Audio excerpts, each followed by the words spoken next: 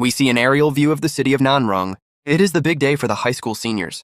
The class awakening ceremony, held right in front of that massive, dimensional rift known as the Demon Abyss. Inside a school bus, the atmosphere is heavy with nerves. All the students are talking about the same thing, anxious to know what class they will awaken today. In the midst of the commotion, Jian opens his eyes wide, looking completely disoriented and terrified, as if he had just woken up from a nightmare. He looks around in confusion, recognizing the bus and his classmates. He sighs in relief, realizing he has truly returned to the past. Jianyang identifies the exact moment. It is graduation day, when his whole class went to the Abyss Station to awaken their abilities. He does the math quickly and realizes he is exactly 2.5 years away from the moment. The city of Nanrong is wiped off the map.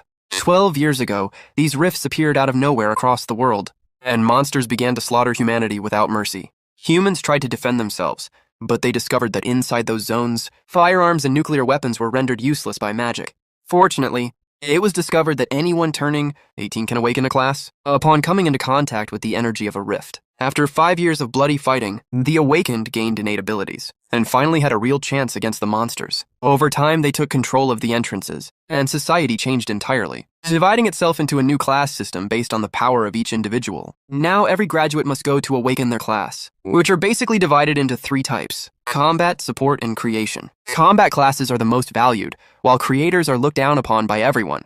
Jianyang remembers that in his previous life, he awakened a rank F creation class, the lowest that exists. But he had a secret, a divine innate ability called Modify. By changing just one word in the name of an item or skill, he could turn trash into treasure. In his past life, he made the mistake of exposing this gift, and the people in power summoned him immediately to put him at their service. They forced him to work without rest, turning common scrap into powerful divine artifacts for the benefit of the elites. They were so afraid of his potential that they kept him under house arrest, controlling his every move so he wouldn't grow on his own. It all ended when a giant level 96 dragon attacked the city. Jianyang was barely level 70, and it seems someone left him to die on purpose to get rid of him. On the verge of death, he activated his ability and changed Resurrect to Rebirth. That is how Jianyang managed to return to the past with his memories intact. The bus announces they are almost at the Rift Station. The students prepare to get off and face their destiny. Jianyang knows it doesn't matter who tried to kill him before. With his ability this time, he only plans to trust himself. The vehicle crosses the infected zone as it approaches the terminal. Jianyang vows that this time he won't tell anyone about his true power. Keeping his ability hidden is the only way he has to protect his friends, his family, and the entire city. His expression is one of total determination. He will dedicate himself to growing in silence to become strong enough to save himself. They finally arrive at the Hunters Association headquarters, where the Awakening Plaza is located. Several students are terrified, praying not to awaken a useless rank F creation class, but everyone keeps looking at Jianyang with envy. He is the school's #1 in both literary and martial arts, so they expect him to pull something epic. At that moment, Yang Bei, the eternal second place of the class, appears, dropping his usual heavy comments. Yang mocks him, saying that even someone with high magical affinity can end up awakening. A trash class. The professor calls Jianyang to go first. He hopes that, as the star student, he will set a good example for the others. The graduate walks up the stairs toward the center of the ceremony, while everyone watches intently. The head of the ceremony announces at the top of his lungs that it is the turn of the genius of Nanrong High School. Jianyang walks to the central platform. The pressure is enormous, but he remains imperturbable. Unlike everyone else who is expectant, Jianyang has known the result for a long time. His classmates and even the professor are tense, praying under their breath that he doesn't get a technical class. Yang Bei takes the opportunity to mock him again, calling him a suburban ghost and wishing for him to fail. Jianyang places his hand on the crystal ball, and several magic circles begin to glow around him. A white radiance comes from the crystal as the awakening process reaches its peak. The whole room lights up as a spiral of energy envelops Jianyang completely. Suddenly, the large screen projects the final result in front of the crowd. His class is Repairer. The details on the screen confirm it. Jianyang has 100% perfect magical affinity, but his class is a creation type and rank F. The school's genius has just become the laughingstock of everyone. The professor is in total shock. He cannot believe that the best student in the school, the one who worked the hardest of all, ended up with such a mediocre creation class. But not everyone is sad about the result. Yang Bei bursts out laughing. He always knew that despite his grades, Jianyang would end up being a pathetic technician. Jianyang, you kept me down for 3 years. But look at what a shameful class you got. Yang yells while mocking him in front of all his classmates. Another instructor tries to be positive. commenting that being a repairer isn't that bad. At least he can open a shop and earn good money fixing the equipment of real warriors. Suddenly, the crystal ball glows again with a bluish intensity. Jianyang still has his hands on it, and the process seems not to have finished. The professor almost falls out of his chair seeing it. The ball keeps reacting. This kid is about to awaken a dual class. He screams, completely out of his mind. Awakening two classes is extremely rare, a phenomenon reserved only for geniuses destined to be the most powerful. The professor now expects a miracle. Jianyang is trapped in the center of a massive whirlwind of golden light and data fragments. It seems that fate is really going to give him a second chance, but reality hits him with a bucket of cold water. On the holographic screen, the name of his second class appears in giant letters, Farmer. There are his final statistics, 100% perfect magical affinity. But with the classes Repairer and Farmer, I'm both at rank F. It is officially the most useless combo ever seen. The teachers don't know whether to laugh or cry in frustration. A case of a dual class occurs once in 10,000, and he gets stuck with a double. They say each class he awakens is trashier than the previous one. The students explode in humiliating laughter. They mock that the great genius, #1 in literature and martial arts, now only serves to fix things and plant lettuce. Without saying a single word, Jianyang simply begins to step off the platform, while listening to everyone, whispering jokes behind his back. Poor kid, what bad luck he has, the teachers comment, with a look full of pity. They cannot believe that such a prodigy has become social trash from one moment to the next. But Jianyang is not affected in the slightest by what they say. He walks with a firm step toward the exit while everyone watches, him with contempt or false compassion. Trash. Bad luck, thinks the protagonist with a defiant smile. He knows perfectly well that although his classes are the lowest of the low, his true power is somewhere else. Because what he really awakened along with those classes was an innate ability that completely breaks the laws of this world. That is his true trump card, Modify, an ability that allows him to change a single word of any name, so that the result is something totally different. With a quick gesture, Jianyang prepares to test his gift for the first time in this new life, starting with his own abilities. He looks at his farmer class. Its initial ability is Accelerate Growth, something that only serves to make plants grow a little faster, a real piece of junk for a warrior. But he activates his power and poof, he changes Accelerate Growth to Resurrect. Now he can revive any target, including himself, and heal any damage for only 100 mana. The guy smiles to himself. He knows that if he uses this power intelligently, he will have the most powerful tool to dominate everyone who is laughing at him today. Already in the city, he stops to look at the giant screens that show the rankings of the best newly awakened rookies. His goal is clear. He is going to reach the top of all those lists. He feels very confident in himself. He knows that when the time comes, all those classes will learn the true terror of being dominated by a simple rank F. His ambition is evident in his gaze. In this life, he does not intend to be anyone's toy. He is going to become the strongest by following only his own path. With that in mind, he heads immediately to the rookie training base, the perfect place for beginners to start farming their first levels. That complex is full of weak creatures from the abyss, raised in captivity so that rookies can gain experience without running real risks of death. But Jianyang doesn't just want to train. He plans to break the base's speed record. That would give him the necessary points to secure his entry into the best university in the country. He approaches the entrance with an enviable calm. He is not just coming to level up. He is coming to show that the system's labels mean nothing to him. The instructor in charge checks his file and is left open-mouthed. Jianyang, the best student with a rank F dual awakening?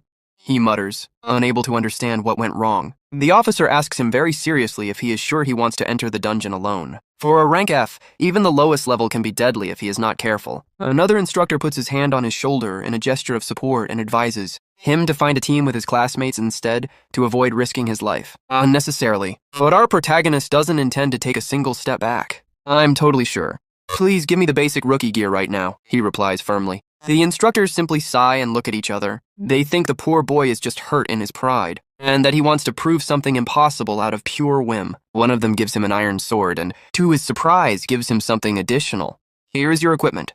Try not to die in there, says the officer with a compassionate tone. Jianyang notes the difference in their attitude. The instructors immediately handed over the gear. In his past life, he was only given the sword, but this time, out of pure pity, they gifted him an extra pair of leather boots. The equipment is basic. A level 1 iron sword that adds 5 to his attack power and level 1 leather boots that provide a small speed bonus. Nothing impressive, but it will do. It seems they really are looking down on me, Jianyang thinks. He knows they gave him the boots out of sympathy, but he won't reject anything that helps him advance faster. The guy walks through the portal with the sword over his shoulder. If the rabbits corner you, call for help and we'll come get you out, the guards shout from the entrance, without stopping or looking back. The protagonist just raises his hand to thank them. He has much more important things to do than listen to warnings. The heavy metal doors close behind him with a dull thud. Now he is completely alone in the darkness. Far from the mocking and pity of others, the moment of truth has arrived. Junyoung stops and activates his Modify ability. The air fills with fragments of green data as he prepares to warp reality. He tests his ability immediately. His old level 1 iron sword receives a massive upgrade and transforms into a steel sword, gaining much more attack power and armor penetration. But he doesn't stop there. He also modifies his basic leather boots, turning them into wind boots, drastically increasing his movement speed and agility. I could turn it into a sacred or magical sword right now, Junyoung thinks as he admires the new shine on his modified weapon. However, he remembers that there are surveillance cameras all over the place and decides it is better not to stand out. Too much for the moment to avoid raising suspicions. He knows full well what happens when someone shows off their talent prematurely. The shadows of his past life remind him of the betrayals and greedy hands that surrounded him back then. Even though a level 1 piece of equipment isn't a huge deal after being modified, for his current plans, it is more than enough to begin his training massacre. The training field is well structured. It has a basic zone for practice, an advanced one for those looking for a challenge, and finally the boss zone. If one really wants to test themselves and break records, they must venture into the darkness of the advanced zone, where dozens of red eyes lurk in the bushes waiting for prey. The final objective to achieve the clearance record is simple but brutal. Find and eliminate a great charge rabbit king that leads the zone. But first he has to deal with the adult charge rabbits. They are level 1 beasts with skulls, armored by crystal and an extremely violent temperament. Junyoung prepares for action. His goal is to reach level 5 quickly, and for that, he calculates he will have to dispatch at least 100 of these irritating creatures. The rabbits don't keep him waiting, letting out war cries as they launch their attack with their reinforced heads, ready to charge at the intruder. A true tide of long ears and red eyes surges toward the protagonist, covering the entire path in front of him in a suicidal rush. The plan is clear. Only when he reaches level, can he leave this initial zone behind and challenge the next stage? The dreaded wolf and clone base. The battle breaks out with fury. A rabbit jumps with force to charge him, but Junyoung has his eyes set on the future. This place is the perfect paradise to level up quickly. With fluid movements and trails of blue energy, the protagonist weaves through the horde. He trusts that this pace will get him to level 10 in the blink of an eye. He moves like lightning between the beasts, slashing and dodging with precision that no other rookie of his class could even dream of. And it is because, upon reaching level 10, he will unlock his legendary awakened innate ability, a god-grade technique capable of creating, in theory, ultimate magical beasts. The determination in his gaze is absolute. Nothing and no one will stop him on his path to becoming the strongest warrior of this new era in which he is reincarnated. Meanwhile, he wonders what his old rival Jongbei is doing. By now, he has surely gone through the Great Awakening ceremony at school. Back in the school gym, it is finally Jongbei's turn. The guy approaches, the crystal ball with a mix of nerves and his usual arrogance. He is desperate to obtain any class that surpasses Junyoung's rank F. Even a rank B or C would serve to trample him once and for all, he thinks maliciously. Suddenly, the crystal ball reacts with unprecedented violence, releasing bursts of energy that light up the entire hall and leave everyone expectant. On the giant screen appears a word that leaves everyone speechless for a second. Berserker, surrounded by an intimidating aura of fire and combat power. The statistics don't lie.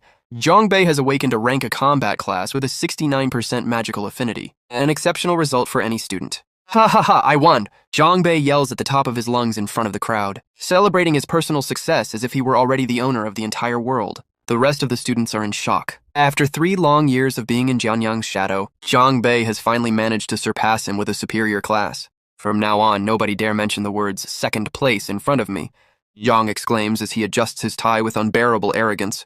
A wicked, superiority-filled smile draws across his face. He knows that the balance of power in the room has changed radically in his favor. In the last year of Class 1, now there is only one first place, he says while pointing his thumb down disparagingly. And that is me, Jongbei. His followers don't take long to surround him to praise his great luck. What is that piece of trash Junyoung going to do, fight you now? They say amid mocking laughter. Bei revels in his own glory and asks, aloud where the dual classer could have gone to hide his shame and mediocrity. One of his cronies informs him immediately that he saw him heading toward the rookie training base just a few moments ago. With a look charged with bad intentions, the group decides to go after him. That trash must be having a really hard time. Let's go give him a little help, they suggest with cruel sarcasm. As they walk away, the other students look at them with a certain pity for Junyoung. They know that Bei just wants to humiliate him publicly one more time, taking advantage of his head start. One student remembers aloud how hard Junyoung worked, studying in the classroom until late at night. even when the rest had already gone to rest. Another remembers seeing him training without pause on the track, until extreme exhaustion, pushing his physical limits day after day without fail, even in the magical training room. Jianyang used to set the pain level to the maximum and wouldn't even let out a whimper. His willpower was, without a doubt, pure iron. It's incredible that someone who tried so hard ended up with the most useless F-class of all, comments the boy with glasses with deep sadness. Suddenly, Wang Qingfeng, the second best student after Jianyang, intervenes while enjoying his lollipop with complete tranquility. His class will not limit his growth, he asserts with certainty. Wang Qingfeng was always one step behind the protagonist in everything and knows better than anyone. The monster of discipline and determination that Jianyang really is. No one knows better than me how desperately hard that guy works to get what he wants, concludes Wang with a look full of respect and great expectation. During the grade finals in their first year, that guy thanks Wang Qingfeng as he dives into the memories of his rookie days. In his memory, Jianyang appears exhausted and wounded in the middle of a fight, but maintaining an unbreakable fighting stance. It was at that moment of pure willpower that he completely earned Wang's respect. Zhongbei wants to cause trouble. I'll go take a look too, decides Wang Qingfeng as he savors his lollipop with a calculating expression. He walks with a firm step through the school halls, making his inner message clear. The rival I recognize can only be defeated by me. Whoever dares to touch him, let them dare to try to pass over me. Meanwhile, in the depths of the training field, Jianyang rests panting heavily. His current body is still too weak for the frenetic pace he has imposed on himself. He is sitting on a literal mountain of defeated rabbit corpses. Attracting and killing more than 100 monsters in one go is still too much for this body, he murmurs, knowing that only the final obstacle remains. Suddenly before him emerges the imposing level C charge, Rabbit King. It is a massive beast with an elemental crystal, armor on its forehead, and a temperament charged with pure violence. Jianyang checks his status. Level 4 with 94% experience. However, the previous effort has left him with serious internal injuries, and the pain threatens to cloud his senses at the worst possible moment. The Rabbit King doesn't give him time to recover. The monster lowers its head, accumulating devastating physical power in the large orange crystal on its forehead. The boss launches its final attack. With blinding speed, it becomes a projectile of fur and energy that shatters the ground in its path in a suicidal charge against the protagonist. Jianyang activates the power of his modified wind boots, which glow with an aura of green data. He knows that a head-on collision would be his end, but he already has a master strategy to ensure victory. The charged Rabbit King wastes no time and activates its special ability, a fire headbutt coming straight for Jianyang. But Jianyang was already waiting for it. With a snap of his fingers, he activates his own ability, Modify. The trick is simple. He changes the word headbutt to detonation. Now, instead of an attack, the rabbit is going to explode from within, taking Jianyang and itself out in the process. The crystal on the rabbit's forehead glows with unbearable intensity right before it bursts. Boom! A massive explosion shakes the entire place, leaving only smoke and rubble. Jianyang emerges from the dust cloud with a side smile. That small change was enough to bump him to level 5 in one hit. Outside, on the giant screen, a notification appears that leaves everyone speechless. Jianyang has just broken the world record for dungeon clearing. The students can't believe what they are seeing. The guy brought the record time down to less than half. Something that seems impossible for a rank F Zhongbei as sparks fly, and sweating with rage. Zhongbei begins to scream that Jianyang must have cheated somehow. The news spreads rapidly while everyone remains glued to the screen, wondering how a trash rank could have pulled off such a feat. Zhongbei crosses his arms, determined to unmask what he believes is a monumental fraud. Meanwhile, in a quieter spot, Jianyang rests surrounded by a green aura as his resurrect ability begins to heal his wounds. He knows that what is coming is much worse. He remembers the Cyclone Wolf King perfectly, a boss that gave him far too many problems in his past life. He stands up and grips his sword firmly. It is time to settle some scores. Jianyang walks with a relaxed pace, as if he were out for a stroll, despite the danger looming ahead. Finally, he arrives at the base of the Cyclone Wolf, a site many call the Rookie Slaughterhouse. In this zone, the wolves range from level 6 to 9, and the king reaches level 10. For low-level students, it is a death sentence. The images of other students being massacred by these beasts are not exaggerated. The strength of these wolves is terrifying, but the risk is worth it. The experience rewards here are so high that one could reach level 10 in a single attempt. Jianyang visualizes the prize. Level 10 is where things get interesting, and new abilities are awakened. Reaching that level usually takes a normal student 10 days, but he does not have that much time. The wolves lurk in the shadows, waiting for their next prey among the desert rocks. Furthermore, being level 10 gives him the legal permit to train alone in the open field, something vital for his plans. At the entrance, an instructor stops him dead in his tracks. He cannot believe a brat wants to enter a place where teams of 6 are required. The instructor tells him the story of a rank A genius, who ended up crippled for trying to play the hero in this base. He looks at Jianyang with total contempt. To him, a rank F attempting this is simply suicide. Jianyang does not flinch. He thanks him for the advice, but clarifies that he has already made his decision. The man turns away, indignant. If the kid wants to die, he is not going to be the one to stop him. Jianyang doesn't care that they look down on him. He keeps walking, ignoring the barking of those who do not trust him. As soon as he enters, the wolves appear, baring their fangs, ready to tear him to pieces. Without hesitation, Jianyang lunges straight toward the pack at full speed, drawing his sword and making it glow. It has been a long time, he thinks as he prepares to test his blade. From a platform, the instructor observes the fight, convinced that he is watching a doomed idiot. He mocks him, thinking that Jianyang believes he is a genius for charging head-on, calling him trash. But Jianyang begins to deliver slashes as if it were nothing. The wolves fall one after another, and the experience points don't stop climbing. The instructor freezes. He doesn't understand how the kid can be so calm, killing wolves without using a single special ability. He starts to break into a cold sweat.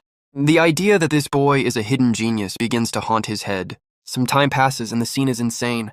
A mountain of wolf corpses with Jianyang sitting on top, covered in blood. The instructor is in absolute shock. Now he is convinced that Jianyang is a true monster. He fears that if Jianyang sees him, he will humiliate him for everything he said earlier. So he decides to sneak away in silence. Jianyang, covered in wounds and blood, reaches level 9. He knows that if it weren't for his resurrection ability, he would have died 10 times in this place. The description of his ability is clear. It costs 100 mana, but it heals you completely, even if you are already dead. A cheat code advantage for any fight. Jianyang stands over a mountain of dead wolves, thinking that these creatures are much faster and smarter than the rabbits. It is a different level of danger. He looks at his blood-stained clothes. Even though he used his resurrection ability, the pain of the wounds remains. But that is not going to stop him. Now, with a fixed gaze and his weapon dripping, he says that to change his destiny, this pain is a trifle not even worth mentioning. In the gloom appears a huge silhouette with glowing eyes. It is time for the kings to face each other. The Cyclone Wolf King lets out a roar that rumbles throughout the desert, warning that it will not be easy prey. There he is, level 10. His fur resonates with the wind, which allows him to reach absurd speeds when he runs. Jianyang analyzes him calmly. He has already identified his two main tricks, Wind Speed and Wind Blade Claw. The abilities are lethal. One increases his speed significantly, and the other launches cutting wind bursts from a distance. He thinks these techniques do not have much room to be modified, and if he tries to force a change, he could end up making a fatal mistake. The beast lunges at him with the full weight of the wind. Jianyang wonders what the best move is right now, and he is clear. He rips his shirt off in a single pull to be more comfortable in the fight. He decides to resolve it the hard way, facing the beast bare-chested with only his sword. He knows that besides his broken abilities, he is also the #1 in literary and martial arts. He jumps into the air with incredible force, looking for the wolf's blind spot to land the killing blow. He releases a slash charged with blue energy that cuts through the air. He moves so fast he looks like lightning. Far from there, at the entrance of the training zone, a group of students breathes a sigh of relief for having survived by a miracle. The instructors in green trench coats are giving them a stern scolding for entering the advanced zone while being such rookies. One of the students cannot contain his envy. He doesn't understand how he almost died with a team. While Jianyang cleared the zone alone, his classmates are absolutely sure that Jianyang cheated. Rage is evident on their faces. Just then, the giant screen confirms the unthinkable. Jianyang killed the Wolf King and set a new record at the top. People are going crazy. The previous record was almost an hour and a half, and this guy cut it down by half an hour in one single blow. We see Zhang Bei looking at the board with a hatred that leaks from his eyes. He doesn't plan to let it stay like this. The guy is convinced that Jianyang is a cheater and swears he is going to ruin his reputation in front of everyone. He takes his followers to the wolf base, supposedly to support Jianyang. But we already know he is only looking for ways to trample him. Back to our protagonist. His sword rests on the corpse of the Wolf King. The battle ended with this last boss. Jianyang reaches level 10. Now he can awaken his second innate ability. The system grants him durability and a farmer ability called plant crafting. At first glance, it seems useless. We see his updated profile. Level 10, rank F, and his 4 innate abilities ready to be used. Jianyang is excited about his new toy. He activates Modify to do his thing again. He transforms plant crafting into universal crafting, a god-tier ability to create the most broken magical beasts that exist.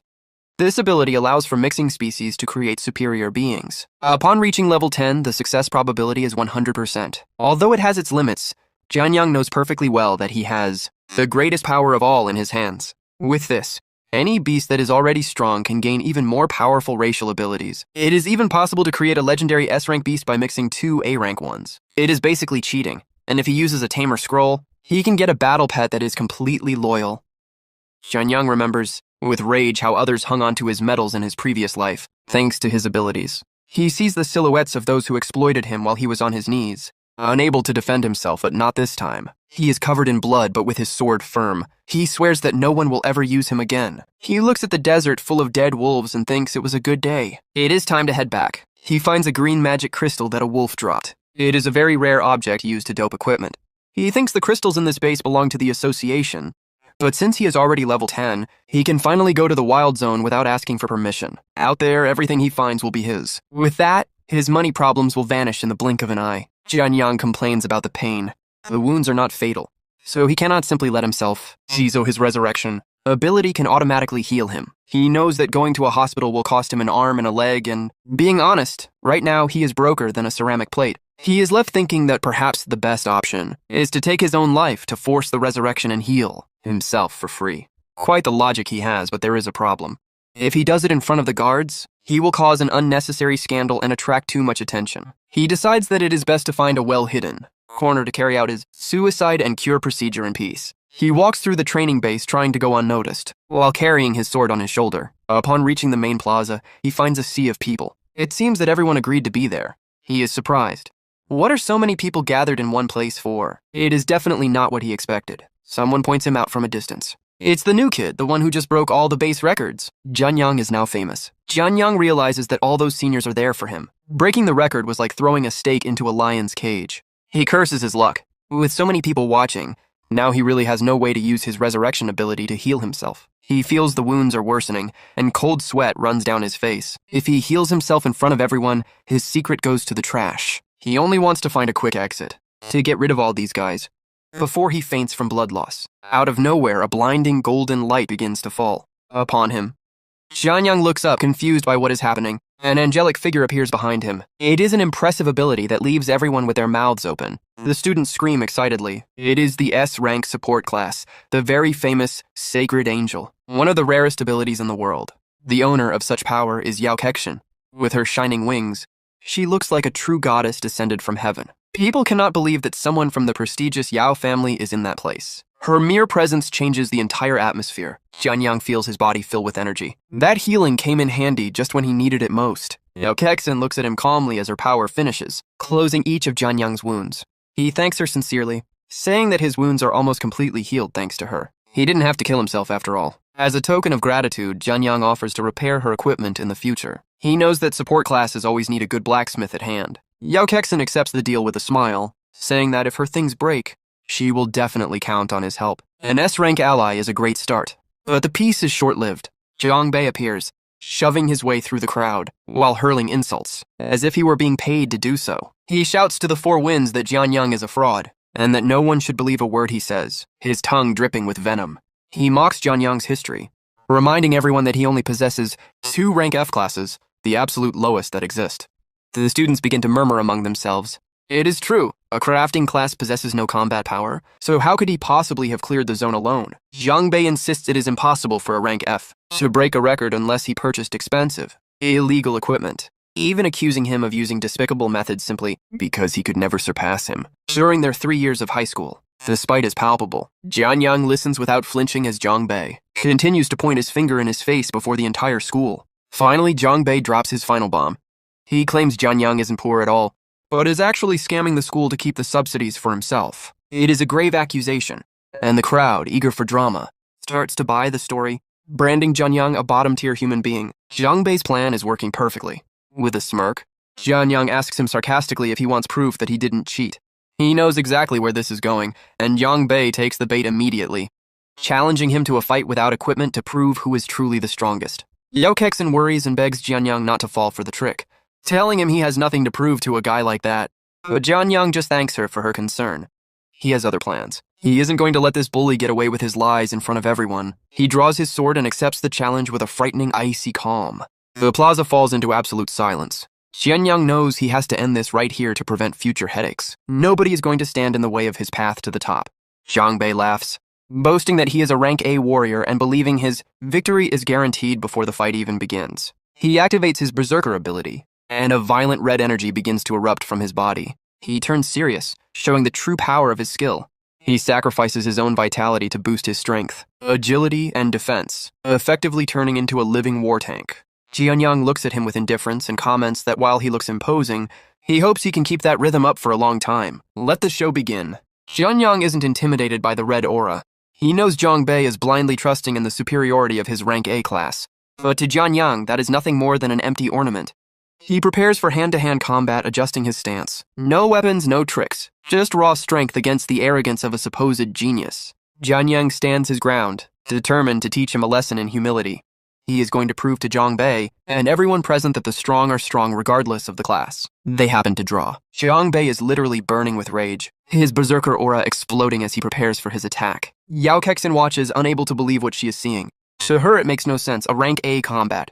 Class against a simple rank F. Artisan is a guaranteed massacre. Jianyang stands calm, announcing that he has already returned all his equipment before the fight. He stands there barefoot, without a single item on him, challenging a walking tank with pure confidence. Zhang Bei lunges forward, screaming that this is the end for Jianyang, throwing a punch heavy with red energy. But Jianyang moves just enough, dodging with the most relaxed motion imaginable. Zhang Bei is stunned to see he missed. Frustrated, the berserker goes back on the offensive with another brutal strike. Trying to connect with sheer brute force, he begins, throwing a flurry of frantic punches, convinced that Jianyang cannot dodge them forever. It is useless. Jianyang slides between the strikes as if he were dancing, leaving nothing but after images behind while Zhang Bei hits nothing but air. With enviable calm, Jianyang admits that the berserker class is powerful, but his gaze implies that it is useless if it never lands. An attack only matters if it connects, Jianyang says as he prepares a counterattack right inside the big man's guard. He leans into his ear to whisper that swinging wildly is a waste of such talent, especially since he has memorized every one of his patterns over the last 3 years. Jianyang connects a dry, sharp punch directly into Zhang Bei's abdomen. The impact is so powerful it can be felt even in the stands. With a cold look, he makes it clear that even if he knows his attacks, Zhang Bei will never be able to see what he has in store. Zhang Bei collapses, gasping for air, unable to understand how a rank F just humiliated him like this. He hits the ground hard, and his followers rush over in desperation to help their big brother, unable to believe the defeat. Jianyang remains standing, victorious, commenting almost to himself that he is still a level above them. In the stands, the chaos is total. No one can process that a rank F artisan just knocked out a rank A berserker. He shakes his hands as if he had just finished a boring chore and walks away from the arena. He knows now that the most important thing is to get good equipment before heading out into the wild zones. He knows that with his modify ability, getting legendary weapons won't be a problem, as long as he has a base to edit. He leaves the rookie training base, scratching his head. Now that he has returned the school's gear, he needs to buy something on his own. He checks his pockets and sighs. With the little money he has, even shopping at the street stalls looks complicated. Out of nowhere, someone throws a punch at his back. But Jianyang notices it instantly and smiles without even turning around. He catches the fist with one hand. He knows this trick all too well. He turns to confront the Joker, telling him he is too old to be doing those things. It is Wang Qingfeng, his old rival. The purple-haired boy acknowledges that Jianyang is still the number one in both literature and martial arts. Wang Qingfeng tosses him a soda can to break the ice, and they both start drinking while Wang admits he was watching the fight. He says that if Jianyang had lost, he would have had to step in himself to give the guy a beating. Wang Qingfeng is direct. Jianyang is the only rival he recognizes. For him, trash like Zhang Bei doesn't even deserve his attention. He notes that Jianyang didn't even use his full strength in the duel a moment ago. They remember their first year of high school, when they faced each other for real in a ring, in front of the whole school. Back then, Wang Qingfeng ended up beaten and admitting his defeat, raising his hand in surrender. Since that day, Wang has accepted that Jianyang is superior every year, even though they maintain that fierce competitiveness. Jianyang asks if he only gave him the first-place scholarship because he is a rich kid who isn't hurting for money. Wang laughs and tells him not at all. He was simply afraid of those ruthless eyes Jianyang gets when he fights. Jianyang asks if he will surrender again when they meet in this year's national tournament. Wang Qingfeng's tone shifts, and he ensures that is impossible, promising that this time he will hit him so hard that Jianyang will end up looking for his teeth on the floor. They look at each other with defiant smiles. Wang is determined to fight with everything he has next time. They toast by clashing their soda cans in the middle of the city, sealing their promise of a future duel. Wang pulls out a card and tosses it to him. It is 2,000 credits to buy him the Cyclone Wolf Expedition Guide. He says goodbye, raising his can and reminding him to send the guide soon. Jianyang accepts the deal with a simple, all right, bidding farewell to his friend as he continues on his own path. Inside, Jianyang feels grateful. He promises not to forget this favor and is determined to pay it. back tenfold when the time comes. He checks his balance on his phone and smiles. Now that he has some cash, it is time to go see what hidden gems he can find in the street stalls. He walks relaxed through the city, wondering what kind of treasures await him today. Meanwhile, he enters a narrow, dark alleyway filled with pipes and cables. It is the Black Market Street stall area, a place where the illegal and the cheap go hand in hand. According to the memories of his past life, this is the grimiest and cheapest black market of all.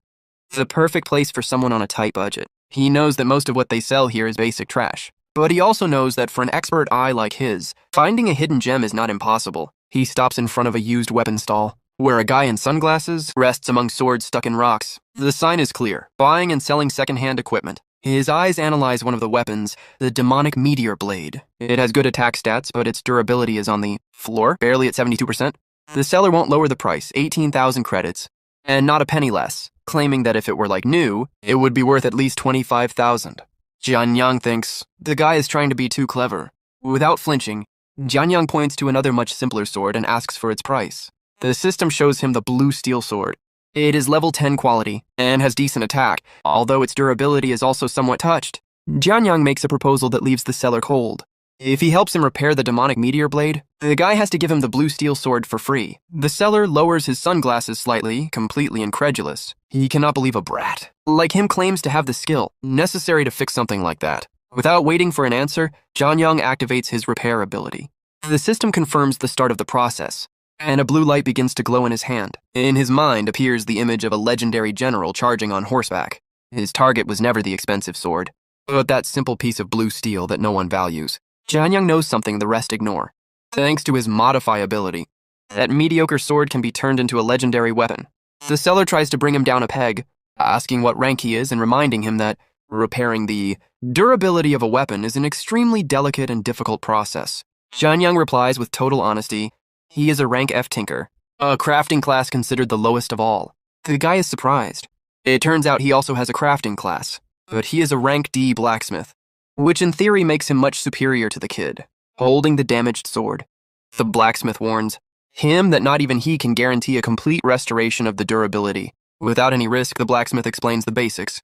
If durability hits 0, the weapon breaks forever. It's not a child's game. The smith gets technical, claiming that to repair such a piece, one must perceive the weapon's internal structure and reconstruct the magic flowing within. He then issues a challenge. If Jianyang fails the repair, the durability will drop even further, and the boy will have to pay him 18,000 credits in compensation. Jianyang remains impassive to the bet. Among the crowd, Yao Kechin observes the scene with an expression of pure worry. She knows the merchant is right, even rank B experts from her family's guild sweat blood, trying to repair an object's durability. Then watch closely, Jianyang says with total confidence as he takes the sword. He begins to work, and memories of his past life surface. He recalls that back then, he was the one in charge of fixing artifacts for the big shots. In his other life, Jianyang didn't fix scrap, he handled rank A, pieces, and even legendary rank S, artifacts that would make anyone tremble. As his gaze turns a brilliant blue, he reflects on how other rank F tinkers give up quickly, while he dedicated his entire life to perfecting this craft. The energy flows through the weapon's magical circuits, reconnecting every fiber and restoring the flow of power with surgical precision. Jianyang makes it look easy. To him, fixing low-level gear is as simple as taking something out of a backpack. He barely spends a drop of mana. A couple of guys passing by are left with their mouths open, witnessing the talent of a student who seems to know more than any veteran. Yao Kechin is in shock. She thought the boy was just trying to be kind when he offered to help her earlier, but now she sees his ability as real and terrifying. With a casual gesture, Jianyang returns the sword to the merchant. The system confirms the impossible, durability restored to 100%. The merchant takes off his glasses, emotional and regretful for having judged him poorly. He now calls Jianyang brother, and acknowledges that he has an extraordinary talent. Fulfilling his part of the deal, the man hands over the blue steel sword with a smile, admitting that the boy earned it many times over. Jianyang takes his new weapon and offers his thanks. He knows the next step is to use his ability to change a single word and create something divine. The system shows the basic stats of the blue steel sword. For the last time before the great transformation, Jianyang activates his power and changes blue steel to King Hang. Instantly, the weapon erupts in light and becomes a pseudo-divine artifact of immense power. The legend comes to life. This is the famous sword that, according to ancient stories, was wielded by the divine general, who pierced enemy lines 7 times, without a scratch. Satisfied with his new acquisition, Jianyang thinks that now he can save those 2,000 credits to pay for university tuition, which is certainly not cheap. The weight of loss still hangs in the air as Jianyang watches his little sister praying in front of their parents' altar. Since they died, she hasn't been able to move on, he thinks with sadness. He knows his sister has a bright future, but for now, he only sees a fragile and introverted girl. He sighs, determined to get enough money to ensure her well-being before leaving for university. While walking down the street, a familiar voice pulls him from his thoughts. "Student Jianyang, can I hire you to help me level up?" It is Yao Kexin, who offers him 50,000 credits to get her to level 10. She is a rank S sacred angel, but she is barely at level 3. Jianyang doesn't hesitate for a second. "Of course I can." The girl sighs in relief, grateful for his help. Inside, Jianyang is euphoric. Money is literally knocking at his door without him having to lift a finger. Kexin approaches the black market stall and points to the demonic meteor blade that Jian just repaired. "Give it to me, I'll take it," she exclaims with decision. The merchant, who now asks for 25,000 credits for the restored weapon, asks if she is sure of the purchase. Jianyang observes the scene from behind. Without blinking, the girl pulls a case from her storage ring to pay. The merchant is stunned. Only the wealthiest families possess storage rings. Completely intimidated by the young woman's wealth, the man hands her the sword with an exaggerated bow, begging her to accept it. Jianyang smiles to himself. Seeing the luxury in Kexin's clothes and accessories, he understands perfectly why she could offer him 50,000 credits without batting an eye.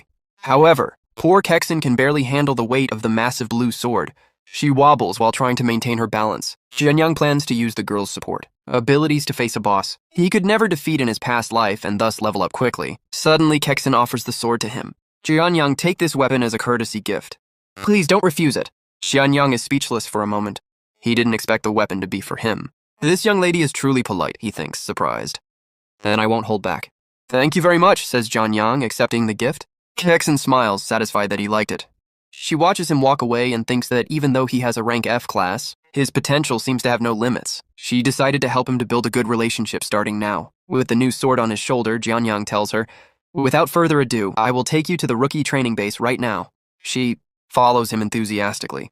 They arrive at an imposing, modern building with a giant sign that reads Rookie Training Base. Once inside, Jian moves like lightning, taking down monsters while Shin levels up at a dizzying speed. She is already level 5. With an acrobatic jump, Jianyang finishes off the last enemy. The system announces that they have broken the time record in both the Charge Rabbit and the Cyclone Wolf bases. In the city, the giant screens show the achievement. Jian and Yao Kexin have beaten the hard mode of the Cyclone Wolf base in record time. People in the streets cannot stop talking about it. They wonder who the girl accompanying the now famous Jianyang is. Some recognize the name Yao Kexin and wonder if she belongs to that Yao family, which causes a great stir among those present.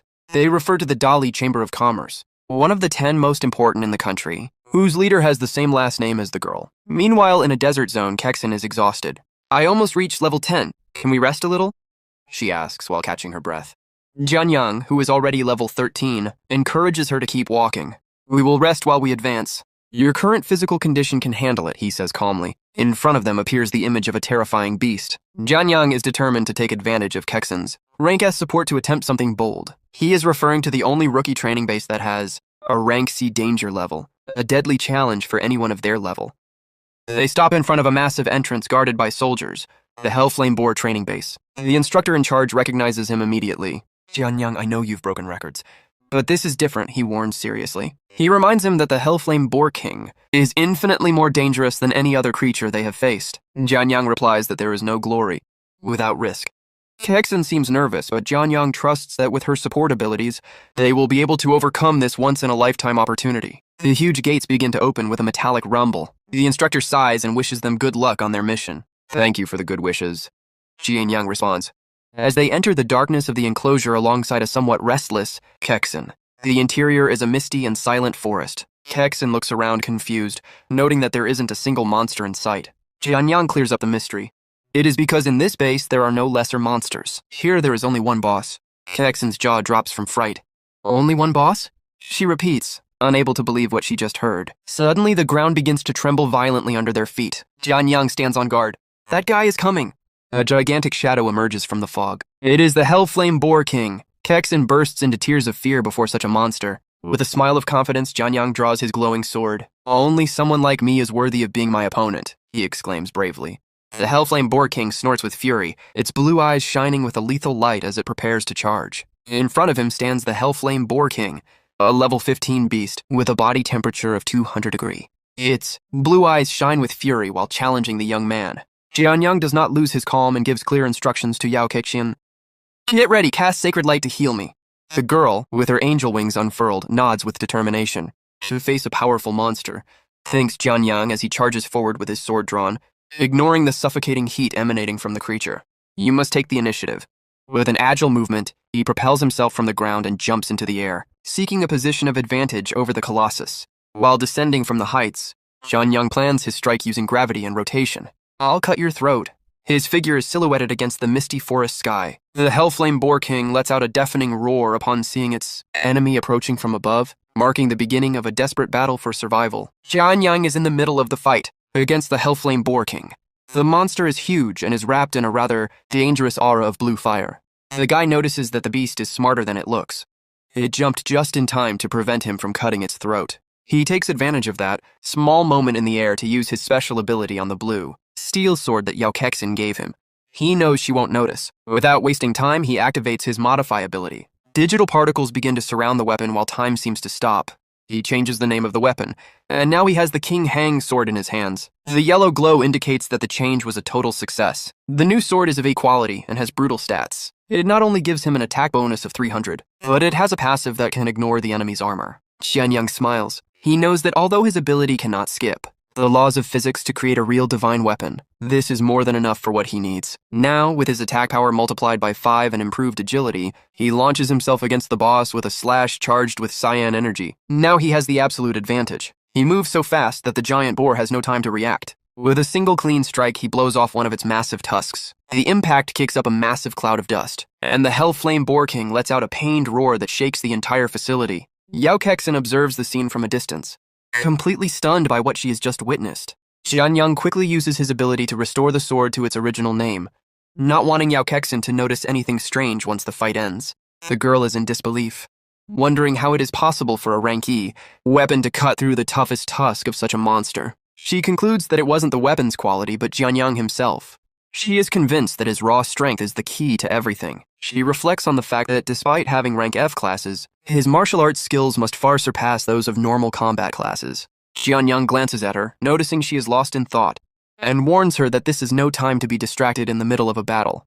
He shouts for her to cast Sacred Light immediately, knowing that if he kills the boar alone, she won't receive a single point of experience for the mission. She reacts at once, thanks him for the heads up, and raises her bond to cast the spell on him. With the boost from the spell, Jianyang prepares to finish off the beast. The Boar King's aura intensifies, but Jianyang doesn't back down. He begins to plan his next move, thinking that using Modify as an instant cast could function as a new form of attack. He looks at his other sword, the demonic meteor blade, and wonders what he could transform it into this time. Perhaps something god tier? Ultimately, he decides it's better not to take the risk. If the name he chooses is too powerful, the modification might fail, or even cause him harm. The Boar King doesn't wait any longer and activates its innate ability. Hellflame Charge. Scorching blue fire surrounds its entire body. Jianyang feels the timing is perfect, as he is also eager to end this battle once and for all. The monster lunges at full speed, leaving a trail of blue flames behind it. It is an attack that seems unstoppable. The boy analyzes the name of the enemy technique, already knowing exactly which word he is going to change to neutralize the danger. With a calm smile, he asks Yao Kexin to close her eyes for a moment. She is confused, not understanding why he would ask that now, and feels a bit scared. She asks him what is wrong, but he just insists she do it, telling her to trust him because what is about to happen is not something she would want to see. His expression turns serious, and she assumes he means the scene is about to get very bloody, so she accepts and squeezes her eyes shut. As soon as she can't see, he extends his hand toward the charging monster and activates Modify on the enemy's ability, changing the word charge to buffer. The effect is immediate and completely breaks the dynamic of the boss's attack. The modification is a success. The Boar King breaks abruptly and begins to move with ridiculous slowness, ceasing to be a threat. Taking advantage of the opening, he transforms his weapon back into the King Hang sword. It's over, he says as he prepares the final blow. He unleashes a devastating slash that cuts through the air with a brilliant flash, a decisive, error-free attack. The Hellflame Boar King falls dead instantly. The system announces that the training base boss has been defeated. And thanks to the massive amount of experience, Jianyang rises directly to level 15. His progress is far faster than normal. Yao Kexin also receives her share and gains 3 levels at once, reaching level 12. She opens her eyes and asks timidly if he killed it. Jianyang sheathes his swords calmly. Glad he asked her to close her eyes, so he didn't have to explain how he managed to stop the beast. He starts to think she is the perfect partner. She is obedient, has money, and knows how to heal. He will definitely keep her in mind for future dungeons. He tells her she can open her eyes now, and that the leveling up mission she requested is complete. She opens her eyes slowly, still surprised by how quickly everything was resolved after she blinked. The Boar King lies finally defeated on the ground, and Kexen mutters that Jianyang really did it, marveling at how incredible it is that he finished off such a powerful monster completely alone. Jianyang calmly informs her that the mission is fulfilled and it is time to leave. The girl is totally impressed, seeing a unique talent in him and admiring him for being someone honest, who keeps his contracts. As he is already leaving, she stops him, asking him to wait a moment, and the boy turns around with curiosity. Yao Kexen offers him a small black case as the promised payment, along with an additional token of her personal appreciation. Upon opening it, Jianyang is surprised to see a storage ring. He knows it is an extremely valuable object. These rings are forged with space magic crystals and allow the storage of all kinds of objects, defying the laws of physics. He hesitates to accept it because he knows that even the smallest one costs hundreds of thousands of credits. But she insists, telling him he needs it more and that helping her gain 2 extra levels deserves the reward. Jianyang thinks better of it. He knows he will soon go to wild zones to farm and such a ring will be very useful. In the end, he accepts the gift and thanks her, extending his hand to receive the valuable object. As compensation, he promises that in the future he will return the favor unconditionally, provided it does not violate his principles. She accepts delighted and both leave the dungeon together. The leveling day has ended in total success. In the city, the bulletin board shows the ranking of the new students. Jianyang's name shines in first place at level 15. He knows his advantage won't last long, as the students coming up behind him have top-tier combat classes. Among his future rivals are Stale Yufeng, a rank S sword saint known for being invincible in close combat, San Han, a fighter with incredibly high physical attack power, and Luyan, a rank S Gale assassin specializing in stealth attacks and extreme speed. Jianyang recognizes them all from his past life. He knows that sooner or later he will have to face them for the top spot in the city. Far from being worried, he smiles with confidence. He is eager for the moment to fight them all. Suddenly, a distorted image of a girl appears in his thoughts. But before dwelling on it, he murmurs to himself and decides the first thing he must do is take a trip back to his old home to settle pending matters. He remembers with bitterness how in his past life he was separated from his family, leaving his little sister to grow up in total loneliness. He says goodbye to Yao Kexen, who asks him to enter a dungeon together again as soon as they have the chance. He walks through the slums, remembering that in his other life, he was never able to return to this place after being taken by the adults. He thinks of his sister, Yan Yao. He knows that in the future she will awaken a very powerful, rank A combat class. He opens the door to their humble apartment and finds her there.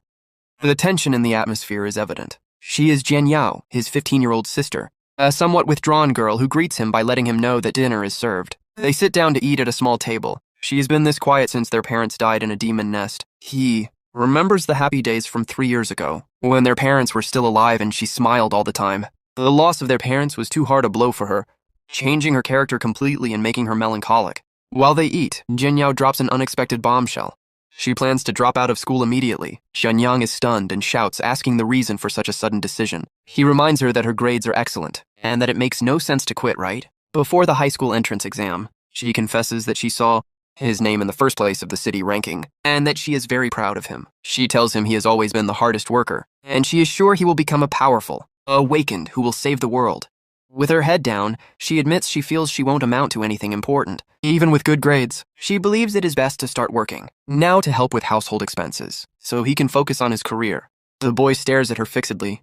He knows that isn't the real reason, and demands she tell him what she is really thinking. Suddenly, they hear the sound of the door opening again, interrupting the tense conversation. A man enters the apartment greeting the girl, while the siblings are surprised by the visit. The man enters scratching the back of his neck, feeling somewhat intrusive for interrupting the private conversation. He laments to himself, his own loan company is in a critical situation. Otherwise, he wouldn't have come to collect so soon. Jianyang recognizes him immediately. It is Uncle Kanan, the head of a microloan company from which they have been borrowing money to survive. Seeing his expression, the boy understands that the man already went there before and suspects that is the real reason for his sister's distress. Jian Yao avoids her brother's gaze. He understands that she saw his ranking, but knows they have no income to pay the accumulated debts. Jianyang realizes the sacrifice his sister is willing to make, abandoning her studies to work so he can go to university. In a firm voice, the young man asks Uncle Kanan, directly how much the total debt they have incurred in these last 2 years amounts to. The man sighs and explains that without counting interest, the total sum is about 43,000 credits. To everyone's surprise, Jian takes out a card and hands it to him, telling him that there are 50,000 credits to settle the debt and interest. Zhen Yao is left speechless, unable to imagine where her brother got such an amount of money overnight. He notices his sister's confusion and fear and wants to explain it all, but prefers to wait until the lender leaves the apartment. Uncle Kanan, catching the hint and visibly relieved to have been paid, nods and prepares to leave. He says goodbye kindly to the two young people and tells them not to hesitate to contact him if they need his help again in the future.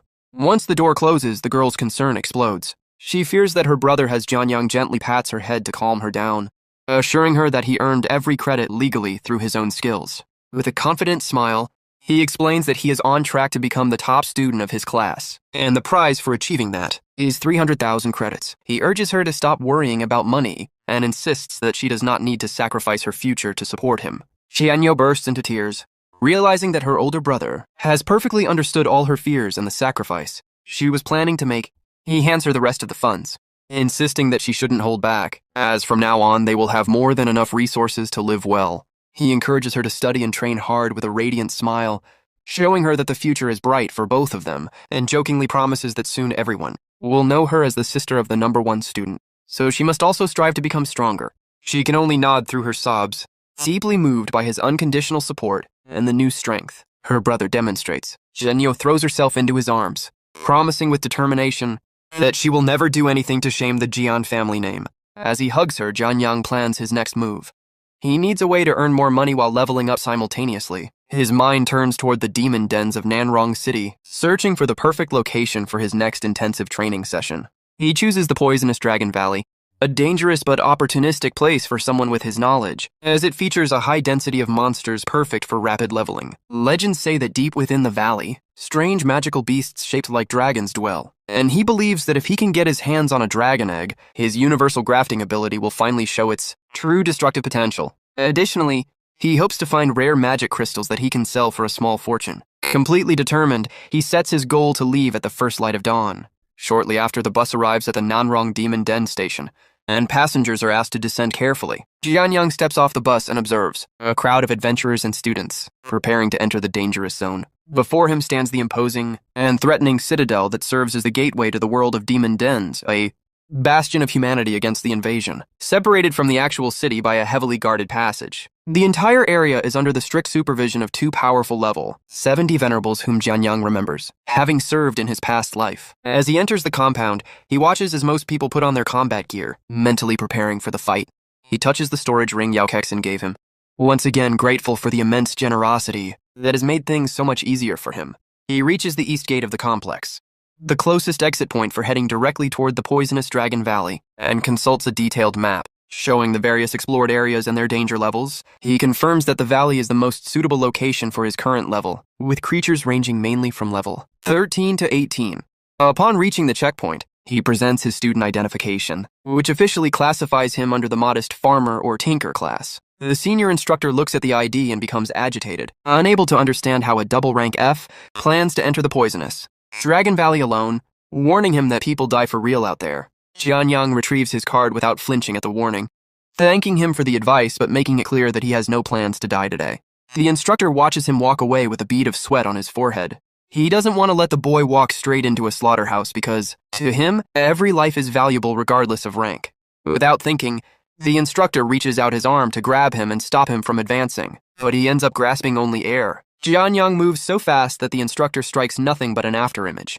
The instructor is in total shock, unable to believe that a brat could dodge him so effortlessly, especially since he is a level 30 awakened. On the outskirts, a soldier stops, his captain dead in his tracks, and warns him that the boy walking away isn't just some nobody, it's Jianyang. The captain can't believe it, learning that Jianyang is an exceptional talent, who took first place in everything, and even broke the training base records. They stare at his retreating figure, stunned that a rank F could have that level of combat prowess, something not even S-classes had achieved before. Jianyang reaches the entrance of the poisonous Dragon Valley, a place that looks like a radioactive nightmare due to the thick green fog. The situation is dire because the air is toxic, so he pulls out one of the mandatory antidote pills to avoid kicking the bucket. He swallows it in one go. Each pill costs $50 and only lasts 3 hours, and since he is short on cash, He has no time to lose. Not a minute passes before he is swarmed by level 13 green-winged bats eager to bite.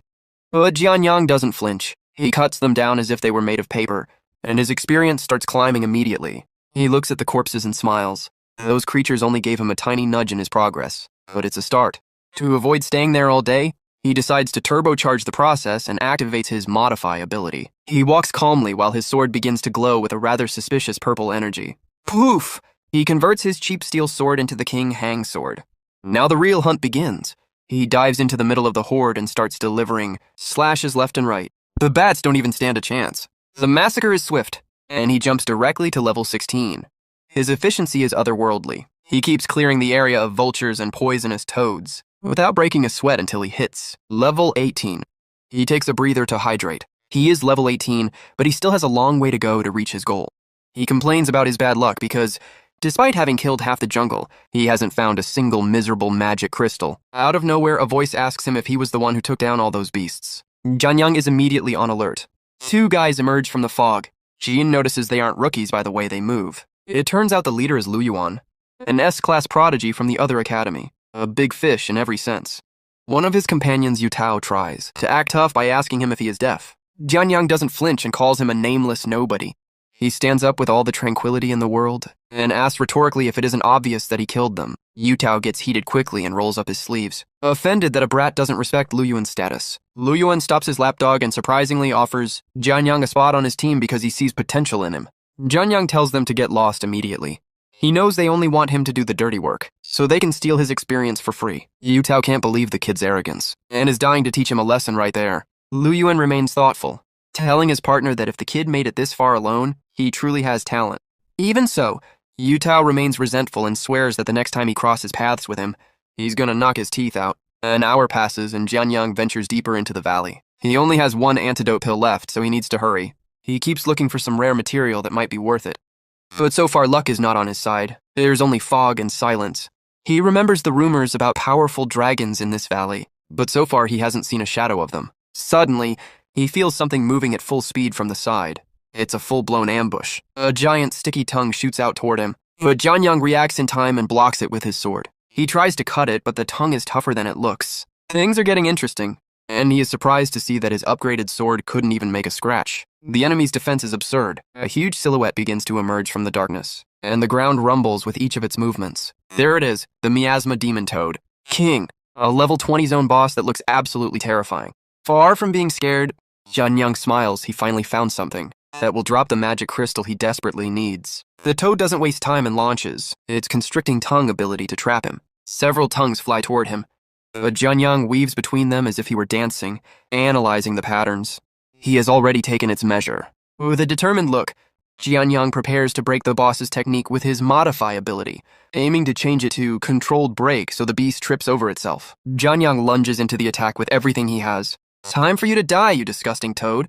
He screams while jumping, but the blow bounces off. The toad's skin is like a stone wall, and Jianyang is stunned to see he didn't leave a single scratch. The Toad King doesn't stay still and activates Frost Skin, increasing his defense to absurd levels. He is armored. The system throws an error. He cannot modify the boss because its level is too high. Jianyang is frustrated.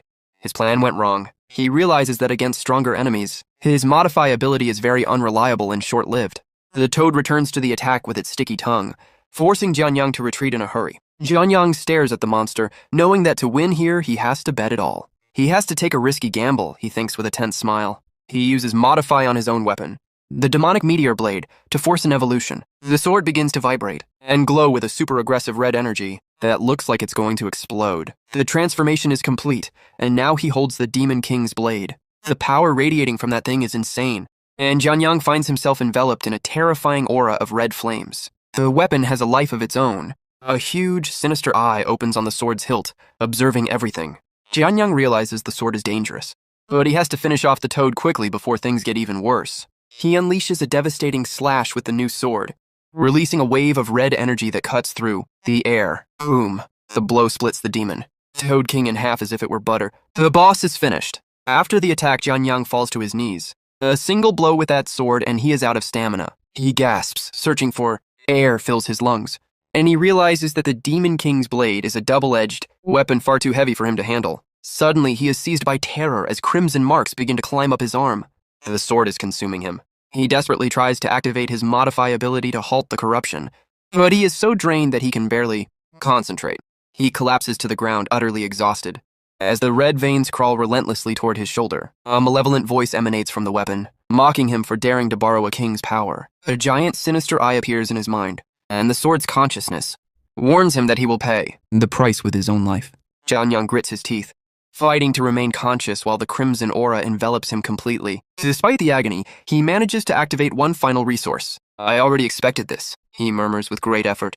He reveals that this isn't the first time he has dealt with this specific blade. He knows all its tricks from his previous life. He strikes directly at the eye of the sword, the seat of its evil, consciousness, to subdue it. An explosion of red energy bursts from the weapon as Jianyang battles to dominate it with sheer willpower. He screams as the sword's power resists, creating a whirlwind of red light around him. The demon king's consciousness shrieks as its presence fades, defeated. Jianyang lets out a sigh of relief. Finally, the red mark on his arm stops advancing. By attacking the weapon's consciousness directly, he has managed to halt the erosion just in time. He was saved by a miracle. He knows that once he recovers his strength, he must rename the sword to end this threat for good. He sits there resting, remembering that in his past life he faced a similar, though much more lethal, situation against the 9th Demon King. Back then, it took a level 80 general to stop it, but thanks to that terrifying ordeal, he now knows exactly how to handle such anomalies without being consumed. He stares at the sword, wondering if these demon kings originate from some other more horrific world. Jianyang stands up, still slightly weak but with the situation under control. It is time to execute Modify to change the sword's name into a rotten jaw blade, stripping away the danger. He approaches the remains of the toad. "Don't disappoint me, boss," he mutters while searching for the loot. He picks up a brilliant purple crystal floating in the shadows. Mission accomplished. The crystal is his. He has stumbled upon a magic crystal from a level 20 boss. Easy money for his bag. In addition to the Toad King, he collects the remains of all the monsters he slaughtered, knowing they are worth a fortune. He suspects that selling them on the black market will yield much higher profits than the official market. But the most important thing is that he has just leveled up after taking down the boss. He has reached level 20. Gaining 2 levels in one go is absolutely insane for anyone. He begins to scheme on how to exploit the system to reach level 100 by finding a glitch, but he realizes the risk is too high. If the system fails, the entire city of Nanrong could reset with him. He decides it's better not to gamble so recklessly. It turns out that every 10 levels grant him a new innate ability, and since he is now level 20, he unlocks Dismantle to obtain materials and Tastionery, which seems like a useless skill at first glance. However, with a single word change, he turns that trash into Damage Immunity. Immunity to damage. That is truly a god-tier ability. It will be a lifesaver in critical moments. He decides it is time to return. But suddenly he notices something strange in the valley's air. Someone is watching him from the treetops. His piece is over. He recognizes the intruder. It is one of Lu Yun's subordinates. The assassin appears on the scene, knife in hand, ready to ambush him from behind. It is Liu Tao, a rank B assassin who thinks highly of himself for being level 17, and he comes straight to teach Jianyang a lesson. Liu Tao activates his extreme speed ability to lunge at what he considers rank F trash. The assassin is convinced he has Jianyang cornered, mocking his inferior class, but to Jianyang, the attack is predictable and incredibly boring. He blocks it without breaking a sweat. And with a single move, Jianyang counterattacks, taking the assassin out of the fight. Liu Tao ends up on the ground, spitting blood, unable to understand how he was defeated so quickly. He is in shock, failing to grasp why Jianyang's speed is superior to his own. And to make matters worse, he notices Jianyang is wearing an incredibly expensive storage ring. It is a total humiliation for Liu Tao. Jianyang lectures him on why class isn't everything. Training and attributes are what dictate the outcome. Liu Tao realizes he has no chance and is completely finished. But suddenly, Jianyang notices another presence, far more dangerous, lurking in the shadows. He narrowly dodges a surprise attack coming straight for him. Things just got serious. A new rival appears, a high-level assassin who has come to test Jianyang's strength. Both clash their weapons in a frantic duel that sends sparks flying everywhere. The newcomer admits that Jianyang's sword is very good. "Not bad," he says. Jianyang returns the compliment, analyzing every movement of this new, powerful opponent. The assassin steps back slightly, admitting that Jianyang is an opponent worthy of his attention. Lu Yuan wants to see what the #1 rookie in the rankings is truly capable of. Jianyang laughs. He sees his rival still isn't fully convinced of his true strength, so he throws out a challenge. "Let's make a bet. Whoever loses must hand over their weapon to the other. Deal." Lu Yuan, the rank S assassin, activates his Gale aura. Jianyang prepares for combat. His personal treasure is about to become a rank S weapon. Lu Yuan shifted into a defensive stance. His eyes locked firmly on Jianyang as countless thoughts raced through his mind. My class was destined to be faster than anyone else. Speed is my everything.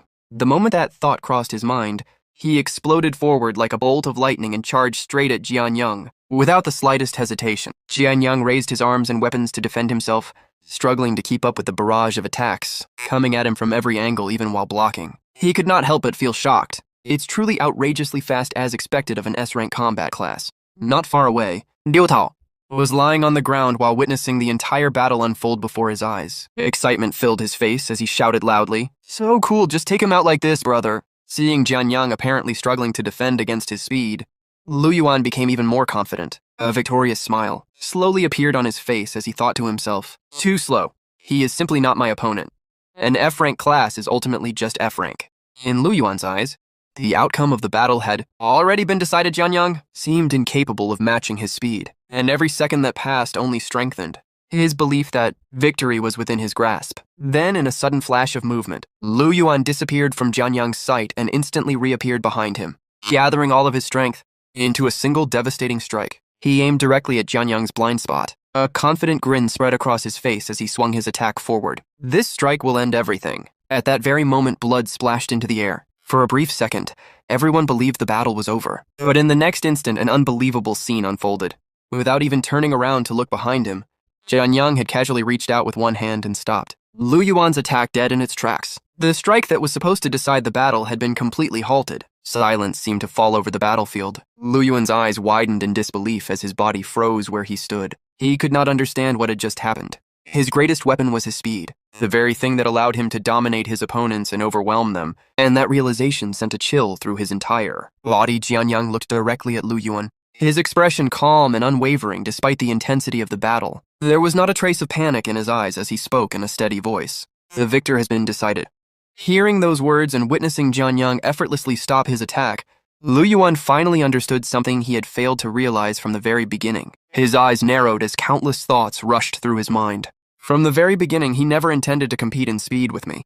So this is the strength of the first place on the Nanrong City freshman level rankings. Finally, things are starting to get a little interesting. But if you can trade injury for injury, I can also sever my tail to survive. The shock he had felt only moments ago gradually transformed into excitement. Instead of fear, a fierce fighting spirit began burning within him. He had finally encountered an opponent worthy of his full strength, and that realization made his blood boil with anticipation. Without giving him any time to recover, Jianyang immediately moved to finish the battle. He swung his weapon with tremendous force, aiming to end the fight in a single decisive strike. The attack cut through the air with frightening speed and power. However, Lu Yuan's reactions were just as extraordinary. At the critical moment, he instantly leaped backward and narrowly avoided the attack. His body flew through the air before landing at a safe distance from Jianyang. Although he had escaped the strike, there was a price to pay. Jianyang lowered his gaze and noticed that something had remained in his hand. It was Lu Yuan's dagger. In order to escape the attack, Lu Yuan had abandoned his weapon without hesitation, choosing survival over possession.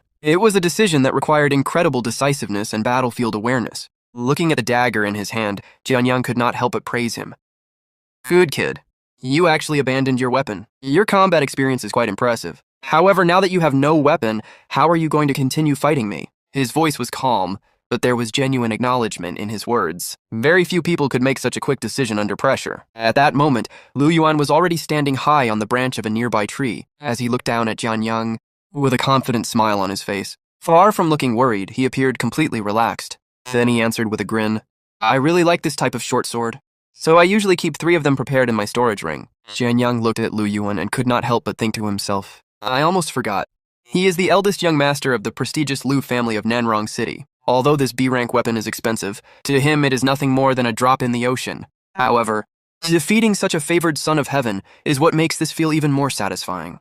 At that moment, Lu Yuan raised his newly drawn short sword and activated one of his abilities. A powerful aura immediately surged from his body as his expression became more serious than ever before. "You are the first opponent who is going to witness this. I originally thought it would be that sword saint." As soon as those words left his mouth, the battlefield was engulfed by violent winds. The name of the skill was revealed.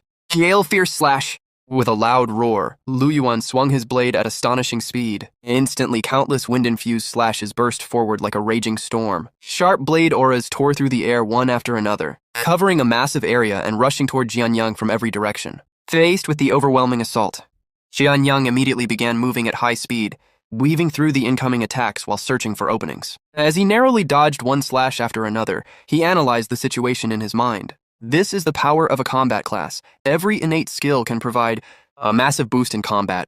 Another barrage of blade auras shot toward him, forcing him to change direction repeatedly. Not to mention this kid is an S-rank combat class. Even while avoiding the attacks, Jianyang could not deny the strength his opponent was displaying. He is ridiculously strong. However, while continuously observing Lu Yuan's attacks, Jianyang gradually noticed a weakness. But his blade strikes are clearly not as fast as he is in close quarters combat. Slashing out this kind of wind-type blade aura must take a huge toll on his stamina. Hiding my figure and seeking a one-hit kill is my chance at victory. His eyes narrowed as he reached a decision. After all, I can't possibly use my true innate skill. The next moment, Jianyang completely disappeared from sight. Lu Yuan continued his assault for a few moments before, finally realizing that his target was nowhere to be seen. He stopped and carefully scanned the surroundings. The battlefield had suddenly become silent. Standing amidst the chaos he had created, Lu Yuan slowly spoke. He hit himself. A wise decision. A faint smile appeared on his face. However, moments later, that smile turned into a confident grin. But what will you do once you have nowhere left to hide? The instant he finished speaking, he unleashed another frenzy of attacks. Wave after wave of gale-fierce slash erupted from his sword. The surrounding forest was devastated by the relentless assault. Massive trees were sliced apart one after another, crashing to the ground with thunderous noises. Finally, after reducing the surrounding area to ruins, Lu Yuan descended from above and landed on the ground. He immediately looked around, expecting to find Jianyang exposed among the wreckage. But what he saw made his eyes widen. The battlefield was empty. There was no trace of Jianyang anywhere. A shocked expression appeared on his face as he muttered, "That guy? He disappeared." But at that very moment, Lu Yuan suddenly sensed something behind him. His instincts immediately screamed a warning. Without hesitation, he spun around and launched an attack toward the presence he had detected. His blade flashed through the air with incredible speed, cutting straight toward his target. However, when the attack landed, Lu Yuan's eyes widened. There was no one there. The strike had only shattered a broken piece of a tree. Even so, he quickly realized what had happened and shouted, "The shadow is cast down. I see you." Yet the person he thought he had found was nothing more than a decoy. At that moment, a figure slowly emerged from the mist in front of him. Jianyang stepped forward calmly, his sword in hand and his gaze unwavering. Then he spoke. "A feint to the east, strike to the west, I win." Hearing those words, Lu Yuan's expression became increasingly complicated. In his mind, countless thoughts surged forth. An F-rank class actually pushed me to this extent, using the terrain here and even the plants. He looked at Jianyang with a mixture of disbelief and admiration. If he were an A-rank class, I really don't know how strong he would be. But what a pity. No matter how strong he is merely an F-rank class, while I am a true S-rank combat class. How could it be possible to be defeated by you just like this? Refusing to accept defeat, Lu Yuan activated another ability. A brilliant light erupted around him as a powerful barrier instantly formed. Before his body, the shield stood firmly between him and Jianyang, blocking the incoming attack path. Seeing this, Jianyang's eyes narrowed.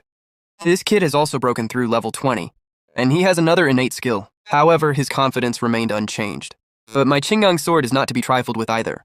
The pressure emitted from Jianyang's sword rapidly increased. The air itself seemed to tremble under its power. Lu Yuan's barrier held for a moment, but soon cracks began spreading across its surface. Even Jianyang's sword started vibrating from the tremendous force being exerted. Looking directly at the shield before him, Jianyang said, "Even if you have a shield, you can't withstand such a powerful attack."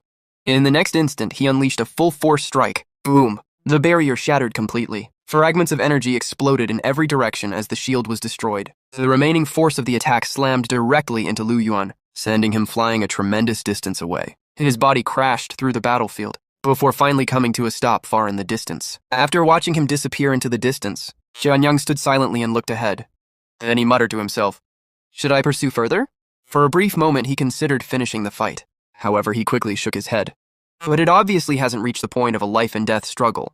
Moreover, Lu Yuan isn't a bad person. In my past life, he also led the Lu family to resist the monster invasion. Meanwhile, far away from the battlefield, Lu Yuan lay on the ground. His condition was miserable. His clothes were torn, his body ached from head to toe, and his stamina was nearly depleted. Yet despite his condition, his fighting spirit had not completely vanished. As he struggled to stand, he thought, "I haven't lost yet.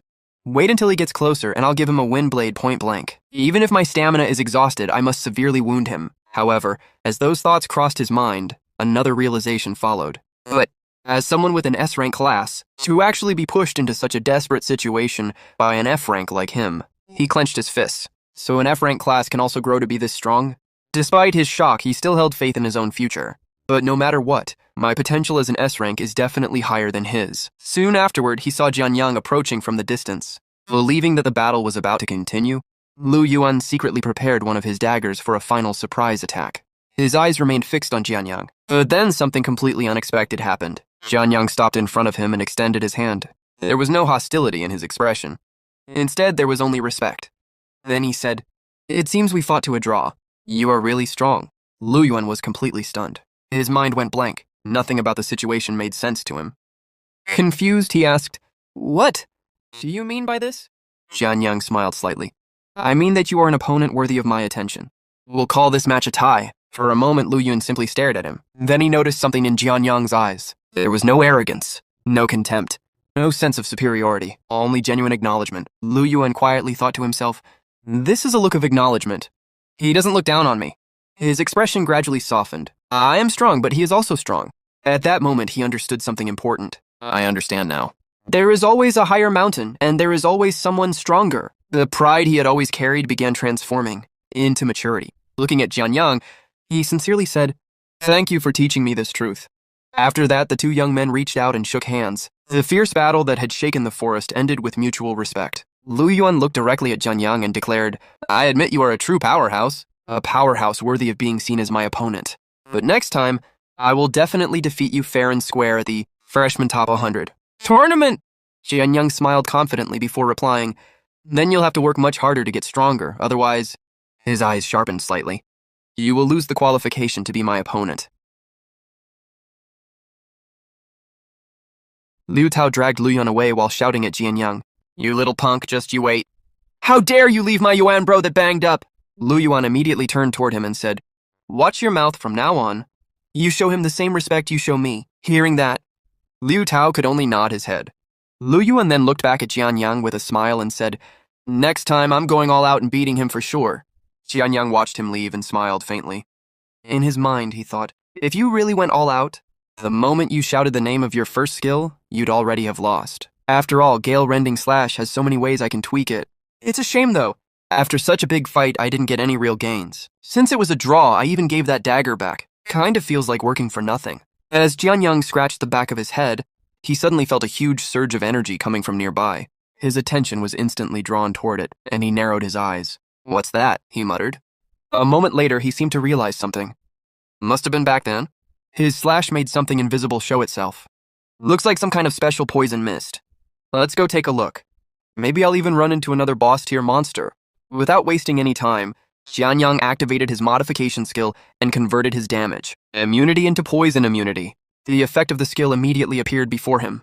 For 20 minutes, grants immunity to toxins at D rank and below. Seeing this, Jianyang nodded with satisfaction and said, "With this skill, I can save my antidote pills for now."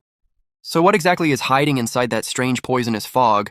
Following the source of the energy, Jianyang soon arrived at a large lake. Thick, poisonous. Mist floated above the surface of the water and slowly spread outward in every direction. After observing it for a moment, he said, "It's spreading out from the center of the lake. Looks like this whole lake is toxic. Could there be a legendary poison dragon living in here? Let's find out." The moment those words left his mouth, Jianyang jumped straight into the lake and began swimming deeper toward the center. As he moved through the water, he kept searching for the source of the poisonous aura. However, something felt strange. Everywhere he looked, there were only weak monsters swimming around. None of them seemed powerful enough to create such an overwhelming poisonous presence. This made him even more curious. Why are there only weak small fry around, he wondered. Just as he was thinking about it, a massive shadow suddenly appeared in front of him. The surrounding water trembled as a huge monster emerged from the depths. Its body was covered in thick ice-like armor, and its enormous jaws looked powerful enough to tear apart almost anything in its path. At that moment, information about the creature appeared before Jianyang. Ice-armored crocodile.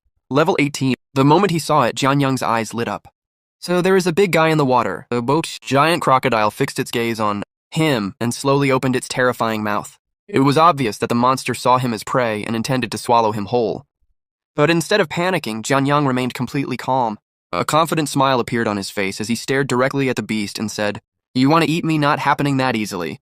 Without wasting a second, Jianyang threw his sword straight toward the ice-armored crocodile. The blade cut through the water with incredible speed and struck the monster with deadly precision. As he launched the attack, he thought to himself, "I'll begrudgingly accept your materials." The powerful strike proved to be the finishing blow, and the massive creature quickly lost its life. Watching the enormous body sink motionlessly, Jianyang examined it for a moment before shaking his head. "This guy's so huge, there's no way it'll fit in my storage ring, but I can try out my new dismantle skill." Curious to see how effective the skill was, he immediately activated it. Information about the ability appeared before him. Dismantle. Can dismantle items of level 10 or below to obtain materials. 10% chance to trigger reward crit. After activating the skill, Jianyang quickly got to work. The process was surprisingly smooth, and it did not take long before the giant monster had been properly dismantled into useful materials. Looking through the results, one particular item caught his attention. He picked it up and inspected it carefully before nodding with satisfaction. "Now this hide is pretty good. I'll keep it." After storing the valuable material away, Jianyang prepared to continue his investigation. The mysterious energy he had sensed earlier was becoming stronger and stronger with every passing moment, and only then did he realize how close he had already come to its source. "I didn't even notice. I'd gotten this close to where the strange poison mist is coming from. Let's see what's actually over there." With his curiosity growing, Jianyang began moving forward at a much faster pace. The deeper he traveled, the stronger the poisonous aura became. At the same time, countless thoughts continued running through his mind. The terrain all around has been warped by the toxins. Don't tell me my luck is really that good. The environment around him looked increasingly unnatural. The poisonous energy had altered everything in the area, creating a landscape unlike anything he had seen before. The closer he got, the more convinced he became that something extraordinary was hiding ahead. Eventually, he spotted a massive rock and quickly moved behind it to conceal himself. Carefully peeking from cover, he looked toward the center of the toxic region. At that moment, information provided by the system appeared before his eyes. Poison Dragon. Level 43. Female. Growth phase. The moment he saw those words, Jianyang's heart skipped a beat. His eyes widened slightly as he stared at the creature in the distance. It really is a poison dragon, even for someone who had encountered many powerful monsters. The sight before him was shocking. He continued observing the dragon while countless thoughts filled his mind. Still in its growth phase and already laying eggs, with its level up to 43, as expected of a legendary high-tier monster, the enormous dragon radiated an overwhelming presence, and the poisonous aura spreading throughout. The entire lake clearly originated from it. Hidden behind the giant rock, Jianyang remained completely still as he continued watching the legendary creature from afar, knowing that he had just stumbled upon something far more valuable and dangerous than he had ever expected. Hidden behind the massive rock, Jianyang continued staring at the poison dragon while countless calculations ran through his mind. The more he observed the legendary creature, the more valuable it seemed in his eyes. Once it matures, it'll probably hit at least level 70. And with my universal grafting skill, its upper limit can be pushed even higher. When I find a chance to steal those dragon eggs, I can count that as avenging all the humans who died here. The thought of obtaining those eggs made his heart race with anticipation. However, just as he was planning his next move, a strange sound suddenly echoed through the area. Jianyang immediately looked upward, his expression turning serious. A moment later, he sensed another overwhelming presence approaching. His eyes widened as the realization hit him. Could it be? Of course. There's a male, too. The discovery instantly changed the situation. One poison dragon was already terrifying enough, but the existence of a second one made this place far more dangerous than he had expected. Jianyang quickly assessed the risk and came to a conclusion. This place isn't safe. I can't beat them yet.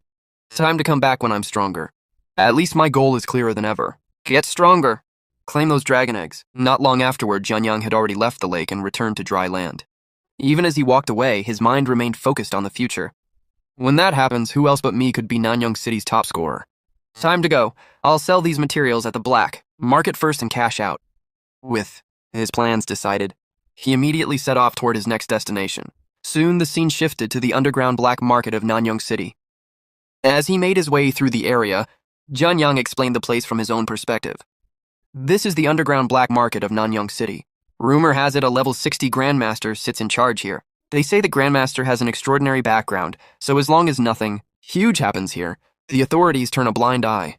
That makes a lot of trades easier and hides plenty of sins as, well, the underground market was filled with all kinds of people, from hunters and merchants to individuals, involved in deals that would never be allowed in public. Despite its dangerous reputation, it was also one of the most convenient places to buy and sell rare materials. Jin Young eventually stopped in front of a particular shop and continued. And this place is, in my past life memories, the most reliable black market shop around. Inside the shop, a female owner was already negotiating with two men.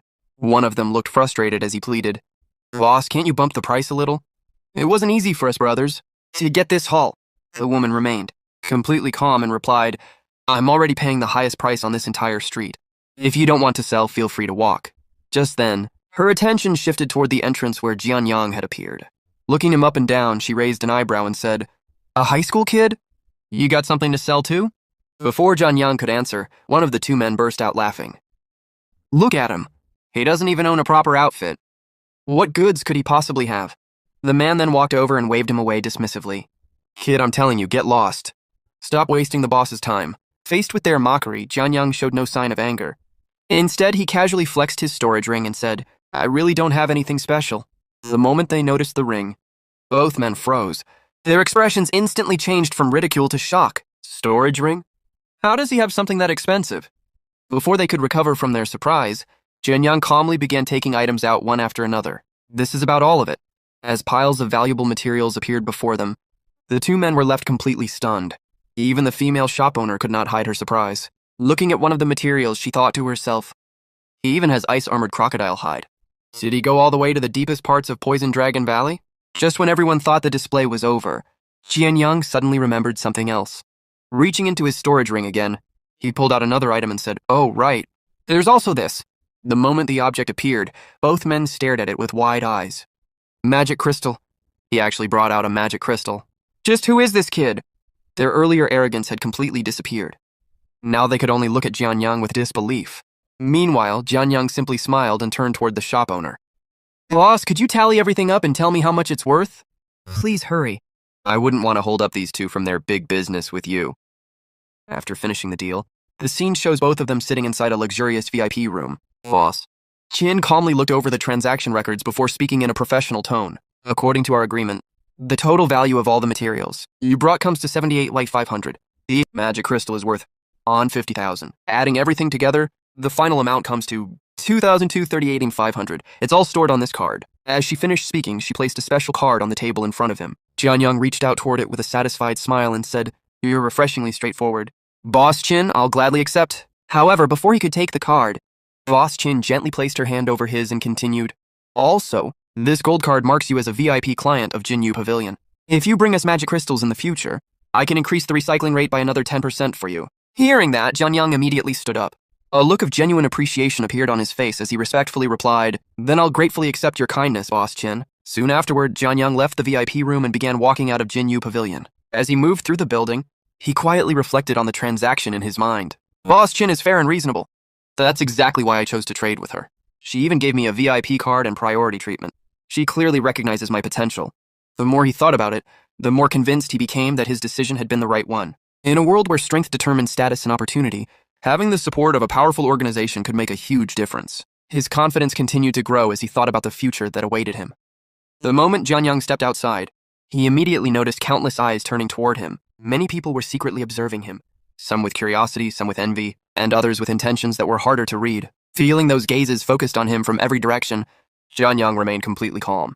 Instead of feeling nervous, a faint smile appeared on his face as he thought to himself, "People with real ability are welcomed everywhere." As expected, overwhelming strength is the foundation of everything. If I want to earn those top national salaries and climb onto the Yan rankings, power is the absolute prerequisite. In this world, reputation, wealth, and influence all followed strength. Without enough power, none of those things could truly be secured. Not far away, two men were secretly watching him while talking among themselves. One of them grinned and said, "Second brother? Looks like we're cashing in again today." His tone carried obvious greed as the pair continued keeping their eyes on Jian Yang. Meanwhile, completely aware of the attention he was attracting, Jian Yang continued walking alone through the streets. He calmly assessed his current situation and thought, "Now that I've got money, I need some protection. Just having two weapons still doesn't feel safe enough." His instincts were already warning him that trouble was approaching. The sudden wealth he had obtained and the attention he had drawn were bound to attract unwanted people. Yet despite realizing this, he showed no sign of panic as he continued forward. His expression remained steady and composed. Then he silently admitted to himself, "As expected, I've been marked." However, there was not the slightest trace of fear in his heart. He had already anticipated this outcome long before leaving Jinyu Pavilion. From the moment he decided to sell valuable materials and reveal a portion of his capabilities, he knew that certain people would begin targeting him. To Jianyang, this was neither surprising nor alarming. Instead, it was simply another challenge on the path he had chosen. With unwavering confidence, he continued moving forward while thinking, "But this is all within my expectations.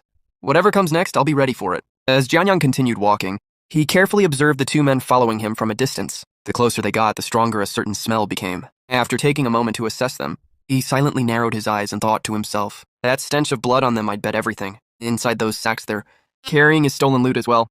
Judging from their appearance and the murderous aura surrounding them, these were clearly not ordinary people. They had likely robbed and killed many victims before crossing paths with him. A cold smile appeared on Jianyang's face as another thought crossed his mind. Taking them out will count as doing a good deed. Meanwhile, the two pursuers were becoming increasingly confident as they followed him deeper into a quieter area. Seeing Jianyang continue forward alone, the older of the two brothers sneered and said, "This kid picked himself the perfect grave." The younger brother laughed cruelly before adding, "His uncle will probably be the first to hear that he's dead." In their eyes, Jianyang was nothing more than an inexperienced high school student carrying a large amount of money. They believed he had unknowingly walked straight into their trap. However, the moment Jianyang arrived at a deserted location, he suddenly stopped walking. The atmosphere immediately became tense. Without even turning around at first, he calmly spoke. "Took you long enough. I've been waiting." Hearing those words, both brothers were momentarily stunned. They had assumed they were the hunters, yet it suddenly sounded as though they had been led here on purpose. The older brother stepped forward while gripping his massive cleaver and looked at Jianyang with a mocking smile. "Kid, you're still in high school, right? We're both combat classes." Before Jianyang could respond, the younger brother confidently added, "Plenty of grown-ups have died at our hands. You're just the next one on the list." Their voices were filled with arrogance, as they tried to intimidate him with their experience and reputation. But instead of showing fear, Jianyang casually looked at them and replied in an exaggerated tone, "Combat classes? I'm so scared. A helpless little F-rank artisan like me could never beat you two." His words were dripping with sarcasm. Far from sounding frightened, he was openly mocking them. The older brother's expression immediately darkened with anger. "Brat, nothing about your face says you're scared." The younger brother quickly realized what was happening and shouted, "Big brother, he's obviously making fun of us." Jianyang didn't even bother hiding it anymore. He shrugged and openly admitted, "You're right. I am making fun of you." His calm attitude completely infuriated the two criminals. Enraged, the older brother immediately charged forward while raising his cleaver, preparing to cut Jianyang down in a single strike. At the same moment, the younger brother activated one of his skills and shouted, "Venom Imbue." Toxic energy immediately spread across his weapon as he prepared to attack. Yet Jianyang remained perfectly calm. He casually snapped his fingers and quietly said, "Since my rebirth, this is the first time I've used this skill on humans." Then he activated one of his abilities. Activate skill modification. The moment the skill took effect, a strange and terrifying change occurred. Jianyang's modification ability instantly interfered with their skills and altered them. His own passive healing skill underwent an enhancement and rose to a higher level, while the abilities of his enemies were forcibly modified into something completely different. The older brother suddenly froze in confusion before his body began attacking itself uncontrollably. His muscles moved against his will as he started inflicting damage upon his own body. His confident expression instantly turned into one of horror. The younger brother was even worse off. As he watched the situation unfold, he screamed in panic. At that exact moment, his Venom Imbue skill was modified into a completely different ability called Consume. Instead of empowering him, the venom he had prepared for his enemy suddenly turned against its owner. The poison rapidly spread through his own body. His face turned pale as agony filled every part of him. Unable to remain standing, he collapsed to his knees while staring at Jianyang with disbelief. Finally, he could only choke out a desperate question. How is this possible? Ignoring their fear, Jianyang slowly walked forward. There was no excitement on his face, only calm certainty. Looking at the results of his skill, he quietly muttered, "So it's finally complete." Then he raised his sword and pointed it directly toward the two men. His voice became cold and sharp. "You've killed and robbed quite a few people, haven't you? Then your retribution is here." A few moments later, silence returned to the area. The two criminals who had once hunted countless victims were dead, having fallen to the very consequences of their own actions. After finishing them off, Jianyang searched through their belongings. While examining the items they carried, he suddenly noticed something familiar. Pulling out a piece of paper, he read it aloud. Wanted notice. B-rank fugitives Liu Dale and Shu Yong. For a moment, Jianyang stared at the notice before shaking his head in amusement. A faint smile appeared on his face as he looked at the corpses lying nearby. "You actually kept your own wanted posters, Jianyang." casually tossed the wanted notice onto the ground as he stepped forward and looked at the corpses one last time. A hint of disdain appeared in his eyes as he said, "But I won't touch dirty money from scum like you." So all that swagger was for nothing. Even after discovering that the two men were notorious fugitives, he had no interest in taking the wealth they had obtained through robbery and murder. To him, money stained with innocent blood was worthless. However, as he searched through their belongings, he finally found something that caught his attention. A slight smile appeared on his face. Good thing they had one piece of gear I can use. At that moment, a system window appeared before him, displaying all of the equipment's attributes in detail. The item looked ordinary and unimpressive at first glance. Jianyang examined it carefully before saying, "Looks plain enough. Time for my hands to turn trash into treasure." Then he activated his unique ability, Activate Skill Modification. The equipment instantly began to change. The attributes displayed on the system panel rapidly transformed one after another as the modification skill reshaped the item into something far more powerful. Waves of energy flowed across its surface as its quality continuously improved. After the process was complete, Jianyang picked up the newly upgraded piece of equipment and put it on, feeling its enhanced power. He nodded with satisfaction and said, as expected, "Trying to upgrade something into a legendary piece always causes unexpected changes." He carefully studied the design that had appeared on the coat. The pattern on the coat is a poison boar fiend sigil. Not exactly top tier, but still decent. Then another thought crossed his mind and his expression softened slightly. "I'll bring this back as a surprise for my sister." As he thought about returning home, his attention shifted toward an even more important matter. Besides, the college entrance exam is about to start. His eyes filled with determination. This time, it's my turn. Zhang Yan's turn to stun everyone. In his previous life, he had watched others rise to glory while he remained overlooked. This time would be different. He would become the center of attention. He would stand above everyone else. Soon afterward, Jian Yang returned home carrying several items. The moment he entered, he called out, "Yao, come help me out." Hearing her brother's voice, Zhang Yao quickly came over. The moment she saw the pile of clothes and equipment he had brought back, her eyes widened in shock. "Bro, where did you get all of these?" Jian Yang smiled while showing her the collection. "There are so many outfits, and this one's a powerful piece of armor too." Jiang Yao looked completely stunned as she examined everything in front of her. To her, the amount of equipment seemed unbelievable. Seeing her reaction, Jian Yang laughed and replied, "Obviously, your brother earned them fair and square." Then he suddenly remembered something and added, "Oh, right. Starting this month, your allowance is going up." Zhang Yao immediately waved her hands in panic. No, that's fine. 50 is enough for me." Jian Yang shook his head without hesitation. "No way that's enough. From this month onward, it's going up to 500. If that's still not enough, just ask your brother anytime." Hearing that amount, Zhang Yao stared at him in disbelief. The increase was so large that she couldn't help wondering where all of this money had come from. Seeing the countless questions forming in her mind, Jian Yang gently placed a hand on her head and smiled. "Stop that wild imagination. Tomorrow is my pre-college entrance exam pep rally. With your brother's level, I'll just show my face and come back. When I get home tomorrow night, I'll take you out for a good meal." His casual confidence immediately caught her attention. Curious, Zhang Yao looked at him and asked about his level. Without hesitation, Jian Yang answered, 20. The number instantly left her speechless. Reaching level 20 in such a short amount of time was something very few people could accomplish. Meanwhile, Jian Yang continued thinking about the future. The college entrance exam is usually held about a month after awakening. I only managed to reach level 20 because I happened to kill a few level 20 Jiang Yang outlaws by chance. Without targeted resource support even for me, it would have been a bit of a struggle. But once I become Nanyang City's top scorer, everything will change.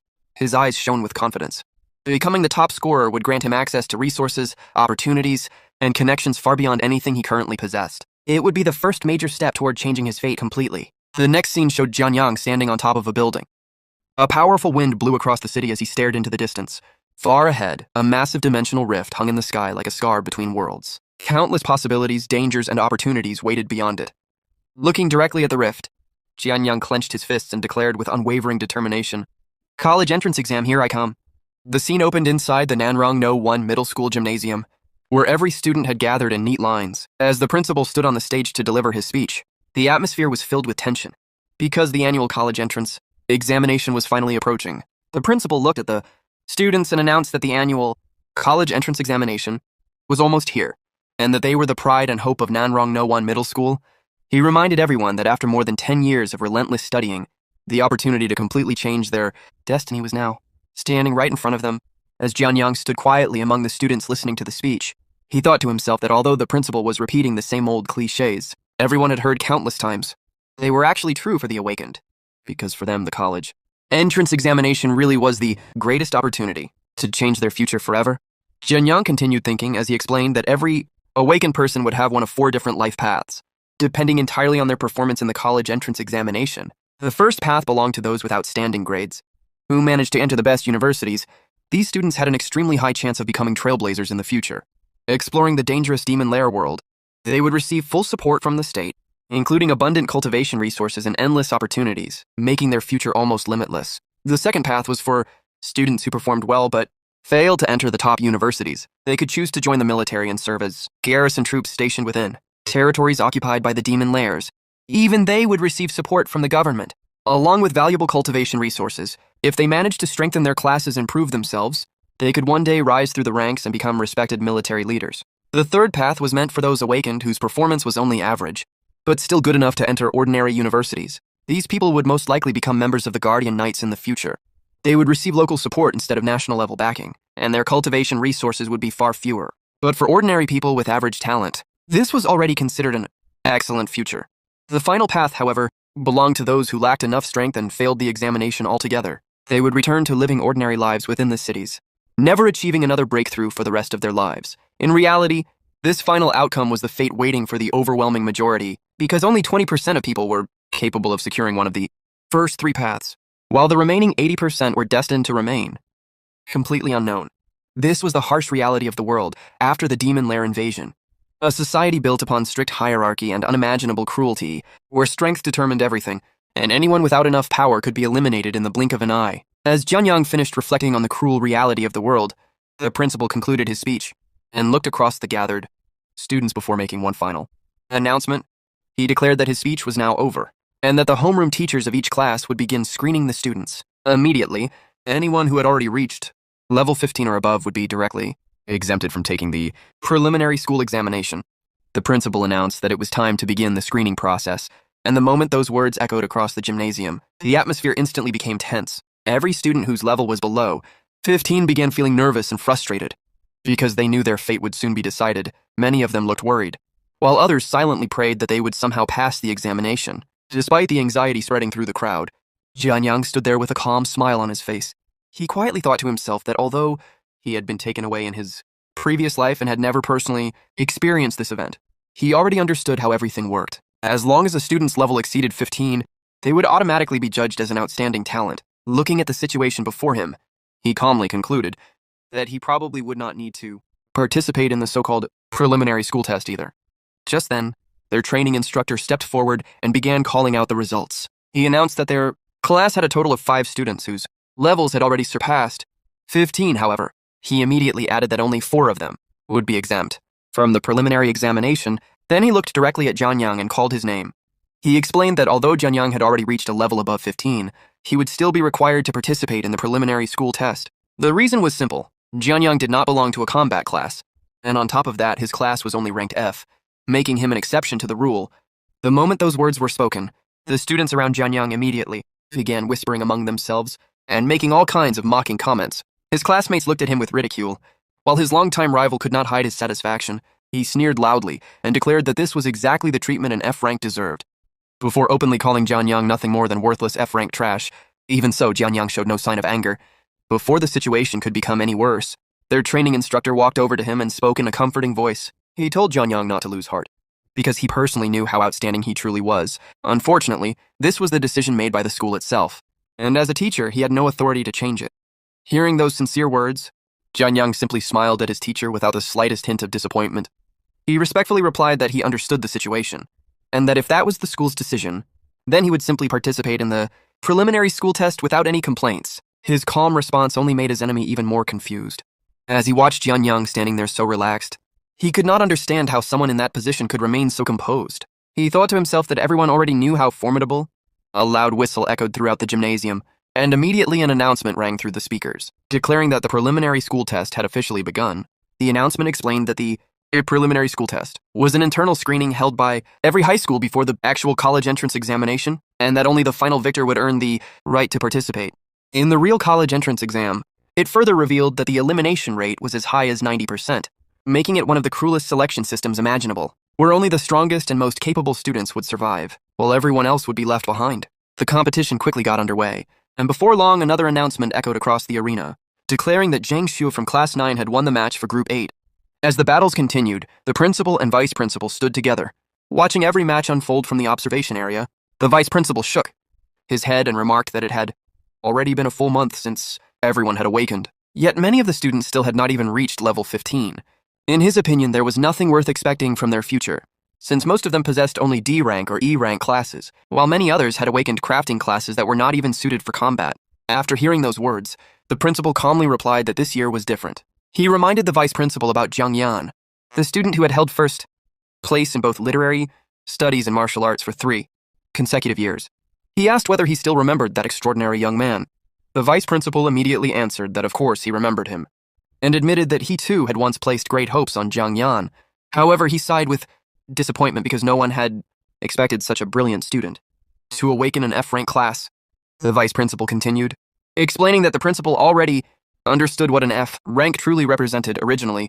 The lowest rank among awakened classes had always been E rank. But as the number of awakened individuals continued increasing, some incredibly weak E rank crafting classes began appearing. Their abilities were considered so poor that they were originally classified as trash rank, however. The authorities eventually decided that the word trash sounded far too insulting, so they officially renamed that category as F rank. Even if Jiang Yan had remained the top student in both academics and martial arts, the overwhelming difference in class quality made it absolutely impossible for him to win against the others.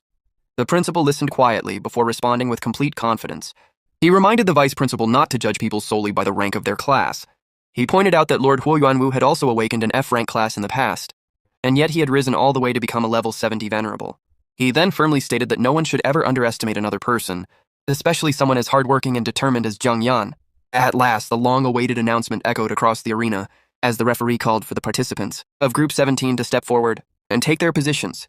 This was Zhang Yan's group, and the moment his name was called, he calmly walked into the arena. While every other participant readied themselves with their weapons in hand, everyone stood facing their opponents, prepared for a fierce battle. Yet Zhang Yan did something completely unexpected. Instead of looking at his enemies, he casually turned his back toward them and quietly thought to himself that it was finally his turn. He remembered the promise he had made to his sister, that he would take her out for a good meal, and smiled to himself because he had no intention of wasting unnecessary time in this place. The students watching from outside immediately recognized him. One of them pointed at Jiang Yan and exclaimed that he was currently sitting at the very top of the leaderboard and was considered a true genius. Another student added that Zhang Yan had already reached level 20. At that moment, someone else reminded everyone that despite his high level, he had only awakened an F-rank dual class. They quickly came up with a plan, suggesting that everyone should temporarily join forces to eliminate Zhang Yan first, and only after defeating him would they decide the winner among themselves. Hearing their discussion, Zhang Yan simply looked at them with complete confidence and calmly told them to come at him together. His words immediately enraged the others, and they shouted back that every one of them possessed combat classes, and there was no way they could fail to defeat a single person like him. As the battle officially began, Jiang Yan activated the ability of his magical storage ring, and instantly summoned his weapon into his hand, looking at his opponents. He casually remarked that their weapons were far too poor, and that the supplies he had obtained in Poison Dragon Valley were on an entirely different level. He even mocked them by saying they should have spent their money on buying better weapons. Before anyone could react, the principal and vice principal were both left completely stunned, their minds focused on only 2 shocking facts. Zhang Yan actually possessed a storage ring, and the weapon he had just summoned was clearly an A-rank weapon. Without giving anyone time to recover from their surprise, Zhang Yan suddenly dashed forward at astonishing speed. His movement was so fast that he instantly passed straight through the group. While every spectator stared in disbelief, countless people began discussing what kind of footwork technique he was using because none of them had ever witnessed such incredible speed. Zhang Yan calmly crossed all of his opponents before stopping behind them and declaring in a relaxed voice that they had already lost. One of the students immediately protested, saying that Zhang Yan's agility might be extraordinary, but none of them had suffered even a single injury, so there was no way they had been defeated. Zhang Yan simply answered with a calm smile, saying that was so. As soon as those words left his mouth, every weapon held by his opponent suddenly split apart at the same moment. Their blades had all been cleanly cut, without any of them even noticing what had happened. During the instant Zhang Yan had rushed past them, he had already completed every strike. Seeing their destroy, one of the students trembled, in fear before admitting that if Zhang Yan had truly wanted to kill them, they would all have been dead already. Realizing the overwhelming difference in strength, every one of them willingly accepted defeat. Moments later, the official announcement rang throughout the arena, declaring that Zhang Yan from Class 1 had won the Group 17 match. As Zhang Yan calmly walked out of the arena, he quietly reflected that after winning the preliminary school test, the official college entrance examination would begin in just 3 days. Now he could finally return home and treat his sister to the good meal he had promised her. He also felt satisfied because this battle had given him the perfect opportunity to provide a reasonable explanation for possessing the Qinggong sword. Now that everyone had seen him openly using it, no one would come looking for trouble over the weapon in the future. Watching Jiang Yan leave the arena, the vice principal could only shake his head in amazement and admit that the boy was truly different from everyone else. The principal smiled and replied that anyone capable of obtaining supplies from Poison Dragon Valley possessed strength far beyond what had been displayed in today's battle. He confidently added that even Lord Huo, Yuan Wu, had not been as astonishing as Jiang Yan when he was young. The vice principal silently agreed with every word. Then the principal looked toward the arena once more and said that Nanrong No One Middle School had never produced the city's top scorer before. But perhaps this year history would finally change, and that unbelievable achievement might belong to an F-rank student named Jiang Yan. After that, another announcement echoed throughout the venue as the results of the preliminary school test were revealed. Group 68, Zhang Deqiao from Class 24 wins. The preliminary school test is over. A total of 68 people advance. Soon, everyone who had qualified was directed toward the preliminary test winners' rest area where all the successful participants quietly took their seats. Jianyang was also sitting there, but instead of celebrating, he remained completely calm as countless thoughts ran through his mind. He silently began calculating the scale of the competition ahead.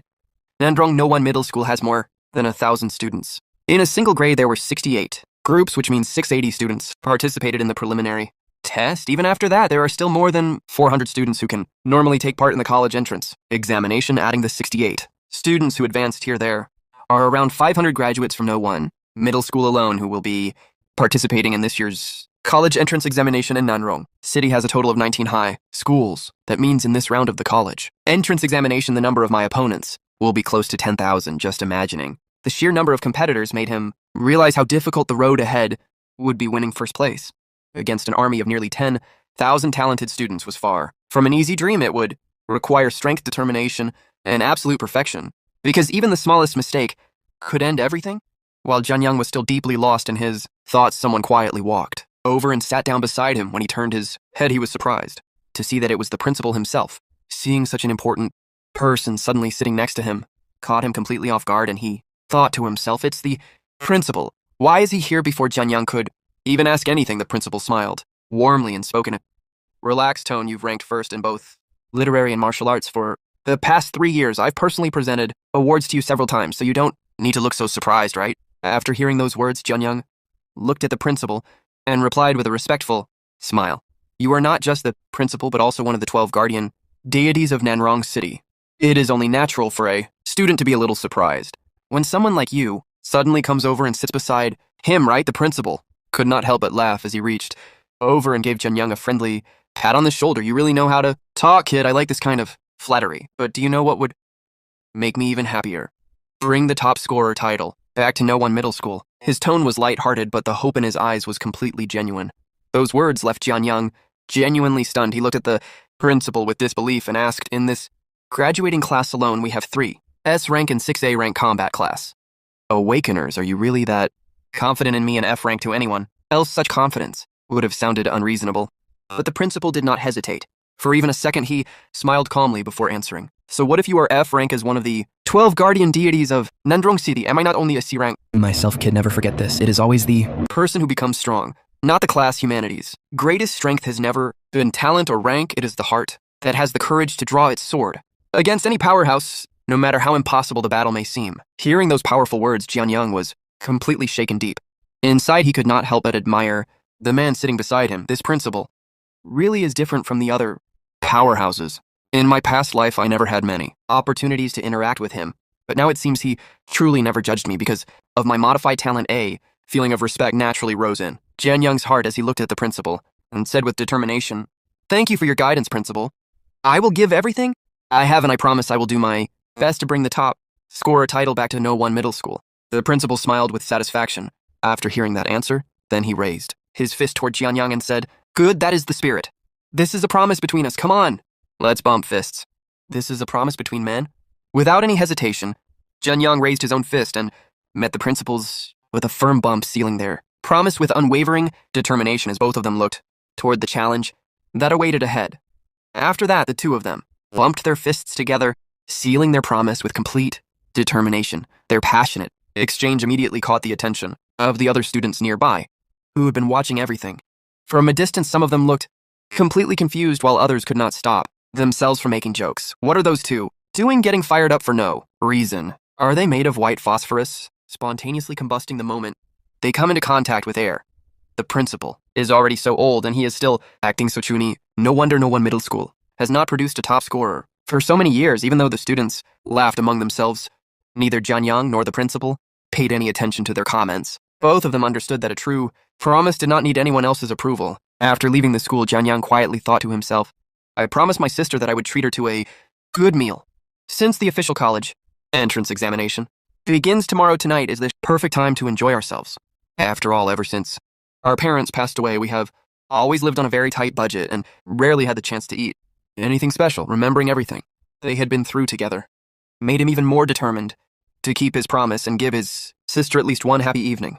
Before the biggest day of his life, a little later, the two of them arrived in front of a luxurious restaurant that looked far beyond anything they would normally visit. The elegant building, sparkling lights, and beautifully decorated entrance immediately left his sister speechless. She looked around with nervous eyes before asking, we have never eaten at a place like this before, brother. Are we really going to eat here? Shouldn't we just go back? She knew very well how expensive places like this were and did not want her brother to spend so much money on her. Jianyang smiled confidently and replied, this is the place. Hearing that answer only made her even more worried. She looked at the restaurant once again and said, I've seen this place online. It's very expensive and extremely popular. From what I know, people can only get in if they make a reservation in advance. Jianyang simply took out his phone and showed her the reservation before saying, with a smile, your brother did his research long ago.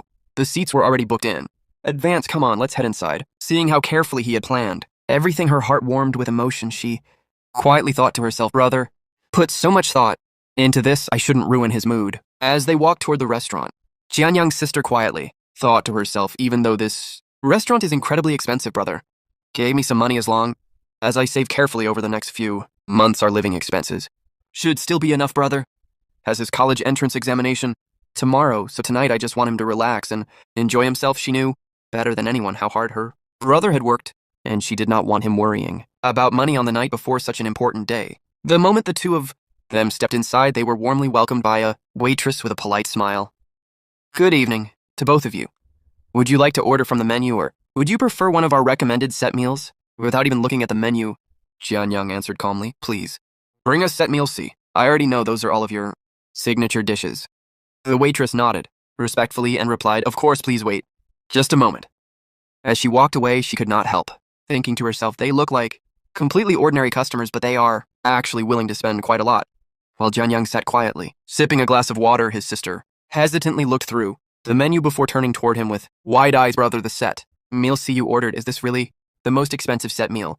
The one that costs... Oneti? Jianyang nodded without any hesitation and replied, that's right, and if you see anything else you want to eat, don't hold back, you can order all of your favorites as well. The moment she heard him casually mention ordering even more food, she was completely stunned. Her mind immediately began racing. 2,980. That's almost 10 months of living expenses for our family. Brother didn't actually do anything illegal to suddenly become rich, did he? Just then, the peaceful atmosphere inside the restaurant was shattered as several noisy students barged through the entrance, shouting loudly, hey, what do you mean I can't eat here without a reservation? I have the college entrance examination tomorrow. You have to get me a table. A waiter quickly stepped forward and politely tried to calm them down. Sir, our restaurant accepts customers by reservation only. We are truly sorry. However, the young man named Wang had no intention of listening. He pointed aggressively at the staff and shouted, don't give me that nonsense.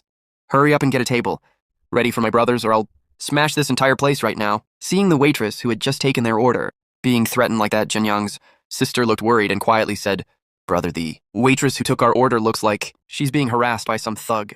Jianyang glanced toward the commotion with an expression that instantly turned cold. Before looking away, he commented in a calm but disdainful voice, are all the seniors from No 7 Middle School this kind of trash? Wang immediately turned toward Jianyang with an angry expression and shouted, what did you just say? One of his companions stepped forward as well and sneered, say it again if you've got the guts. Hey, I was wondering who it was, so it's the famous F-rank Jiang Yan from No 1 Middle School. Kid, there are barely any F-rank trash in all of Nanrong City. Do you want to find out how hard the fists of my C-rank combat class really are? The group laughed arrogantly, believing they could easily intimidate him, but Jianyang remained completely calm as if none of their threats meant anything to him. After listening to all of Wang's insults, Jianyang casually lifted the glass of water in front of him and deliberately poured it straight onto Wang's face. Then he looked at him with a perfectly calm expression and said, "Sorry, my hand slipped." Those simple words completely shattered Wang's patience. His face twisted with rage as he immediately activated his combat class ability. His arm rapidly transformed as he roared, "You actually dared to splash water on me, I'll smash your face in seeing Wang." Charging forward, Jian Yang's sister was terrified and cried out, "Brother, watch out." Just as Wang's transformed fist was about to strike, someone suddenly appeared between them. A powerful hand grabbed Wang's arm so firmly that he could not move another inch. Then an angry voice exploded through the restaurant. "Wangzhou, what the fuck are you doing?" Wang froze the moment he recognized the newcomer, and his expression instantly changed. "Brother Tao, why are you here?" Jian Yang immediately recognized him as well. Liu Tao AB, rank combat class powerhouse and one of the students capable of ranking within the top 50 of No 7 Middle School. Hoping Liu Tao would support him, Wang quickly explained, "Brother Tao, I'm just teaching this rank trash from No 1 Middle School a lesson. Don't worry about it, I'll make him understand his place right now." Before Wang could finish speaking, Liu Tao violently shoved him backwards, sending him stumbling away before roaring with killing intent, "You fucking dare raise your hand against Brother Yan, do you have a death wish?" Wang was completely stunned. He looked at Liu Tao in disbelief and hurriedly said, "Brother Tao, you must be mistaken. He's just an rank trash from No 1 Middle School." At that very moment, another calm voice came from behind them. "He's not mistaken. If he had arrived even a little later, your hand would already be crippled by now." Everyone turned toward the entrance, and their expressions instantly changed. The moment Wang and his friends recognized the newcomer, they were so shocked that they almost stopped breathing. The young master of the Liu family, young master Liu Yuan. Wang's heart began racing as he thought to himself, Liu Yuan, the S-rank combat class genius who ranks among the top 3 students of No 7 Middle School. Why is he here? Meanwhile, Jian Yang simply looked at him and smiled before casually saying, "What a coincidence." Xiao Yuan. Liu Yuan immediately frowned and replied, "Don't call me by my real name." Like that, hearing such a casual conversation left Wang and all of his companions completely dumbfounded. They stared at Jian Yang in utter disbelief, wondering how someone they had been calling trash was speaking to the young master of the Liu family as if they were close friends. Jian Yang then glanced toward Wang and the others before calmly saying, "It seems the students of your No 7 Academy were never taught how to behave properly." The moment those words were spoken, Wang and his friends felt a chill run through their bodies. They could not understand what was happening anymore. The F-rank student they had looked down upon was speaking fearlessly in front of Liu Yuan while Liu Tao was openly protecting him. Their minds were filled with confusion and fear as they silently wondered what exactly is going on here. Even after everything that had just happened, Wang still couldn't wrap his head around it. He's just an F-rank piece of trash. How the hell is he chatting with an S-rank big shot like it's the most normal thing in the world? Just who the hell is this guy? The more he thought about it, the more confused and frustrated he became. Jian Yang, on the other hand, couldn't care less. Looking at them with complete indifference, he said calmly, "Whatever. I don't have the energy to deal with you. Apologize to the waitress and get the hell out of my sight." The moment those words left his mouth, all of them immediately lowered their heads in front of him and replied, "Yes! Right away, Boss Jiang." Without wasting another second, they hurried over to the waitress, bowed deeply, and sincerely apologized. "We're incredibly sorry. Please forgive the disturbance." The waitress remained composed and simply smiled before replying, "It's fine. Just make sure to book a reservation next time." Embarrassed beyond words, the 3 of them quickly turned around and ran out of the restaurant as fast as they could. Watching them disappear in such a hurry, the waitress couldn't help but think to herself, though from the look of it, I doubt he's ever showing his face here again. After the awkward incident was finally over, Liu Yuan looked at Jian Yang with a smile and said, "Funny running into you here, but I'd be a hell of a lot happier if I saw you at the city's college exam finals." Jian Yang answered without missing a beat. "Then you'd better bust your ass, because otherwise, if you don't even make it to the finals, how are you supposed to see me?" Hearing that confident reply only fueled Liu Yuan's competitive spirit. He grinned and pointed at Jian Yang before saying, "Just you wait until the finals. We'll see exactly who's the one not making the cut." After hearing Liu Yuan's challenge, Jian Yang smiled to himself. He might be a rival, but he's really not a bad kid. Instead of holding any grudges, he found himself respecting Liu Yuan's determination and competitive spirit. Just then, the waitress returned to their table with a warm smile. "Sorry for the wait. Here is your set menu, premium grade chuck roll." One after another, the rest of the dishes they had ordered were carefully brought to the table as well. Before long, the entire table was filled with an incredible variety of beautifully prepared, high-quality dishes. Seeing the feast laid out in front of him, Jian Yang couldn't help but smile with satisfaction. Across the table, Xiao Yao's eyes sparkled with excitement as she stared at the luxurious meal. "Just hearing the names is making my mouth water. These are the crazy expensive ingredients I've only ever seen on social media. This is unbelievable. I never got to taste anything like this back when I was a lab rat in My past life. God bless freedom, it's so good. I'm the luckiest girl in the world to have a big brother who treats me to this. She could barely contain her happiness as she eagerly enjoyed every bite. At that moment, the expressions on both Jianyang's and Xiaoyao's faces were almost identical, each of them smiling with pure satisfaction while enjoying the meal together. As they continued eating, Jianyang glanced at his sister and asked, Xiaoyao, aren't you going to ask who those guys were? Or how I know them? Without even looking up from her food, Xiaoyao casually replied, because it doesn't matter who they are. No matter what happens or who you become, you're still my big brother. Her simple yet heartfelt answer caught Jianyang completely off guard. For a brief moment, he sat there in silence before a gentle smile appeared on his face. This is family. This is exactly what I'm fighting to protect in this life. I'm keeping this world safe no matter what it takes. The scene then shifted to the long-awaited day of the Nanrong City College entrance exam.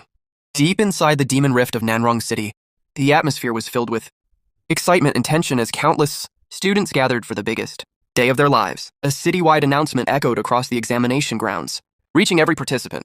The annual college entrance exam officially begins today. Every single one of you is a 1 in 100 talent. This is the moment that decides your fate. The powerful announcement immediately raised everyone's spirits, reminding them that years of hard work would finally be tested today. The scene then moved to the college exam preliminary square, where thousands of examinees were waiting for the exam to begin. Looking around at the crowd, Jianyang couldn't help but smile to himself. Funny.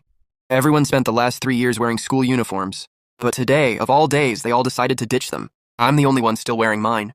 He lowered his eyes toward his uniform before continuing his thoughts.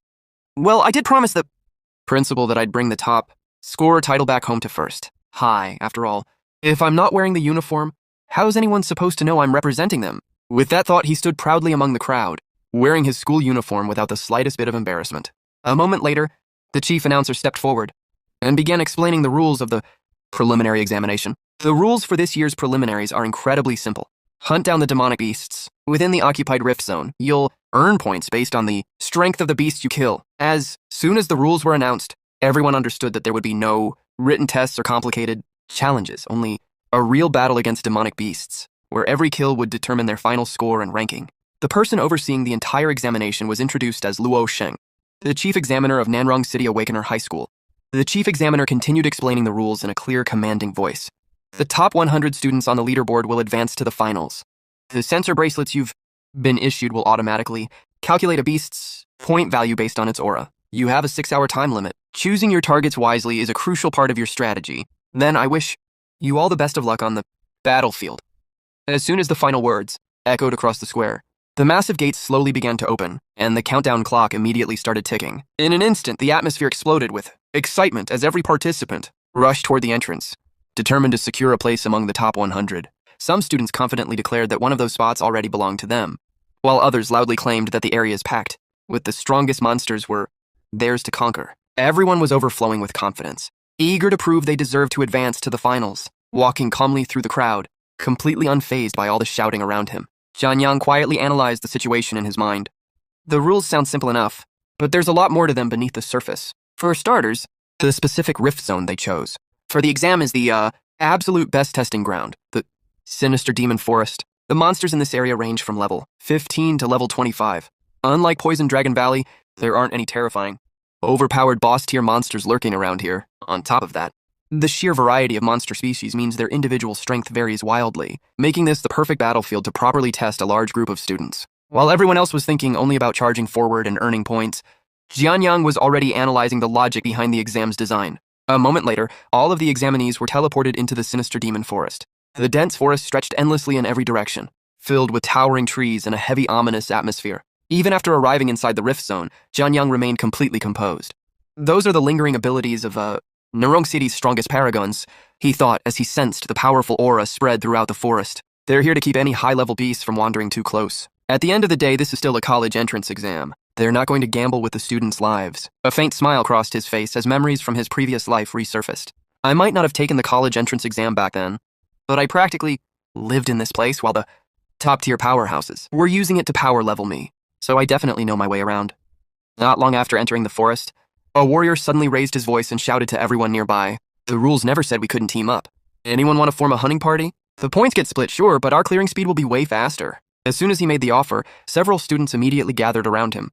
One after another, they introduced themselves and announced their classes and levels, hoping to be accepted into the party.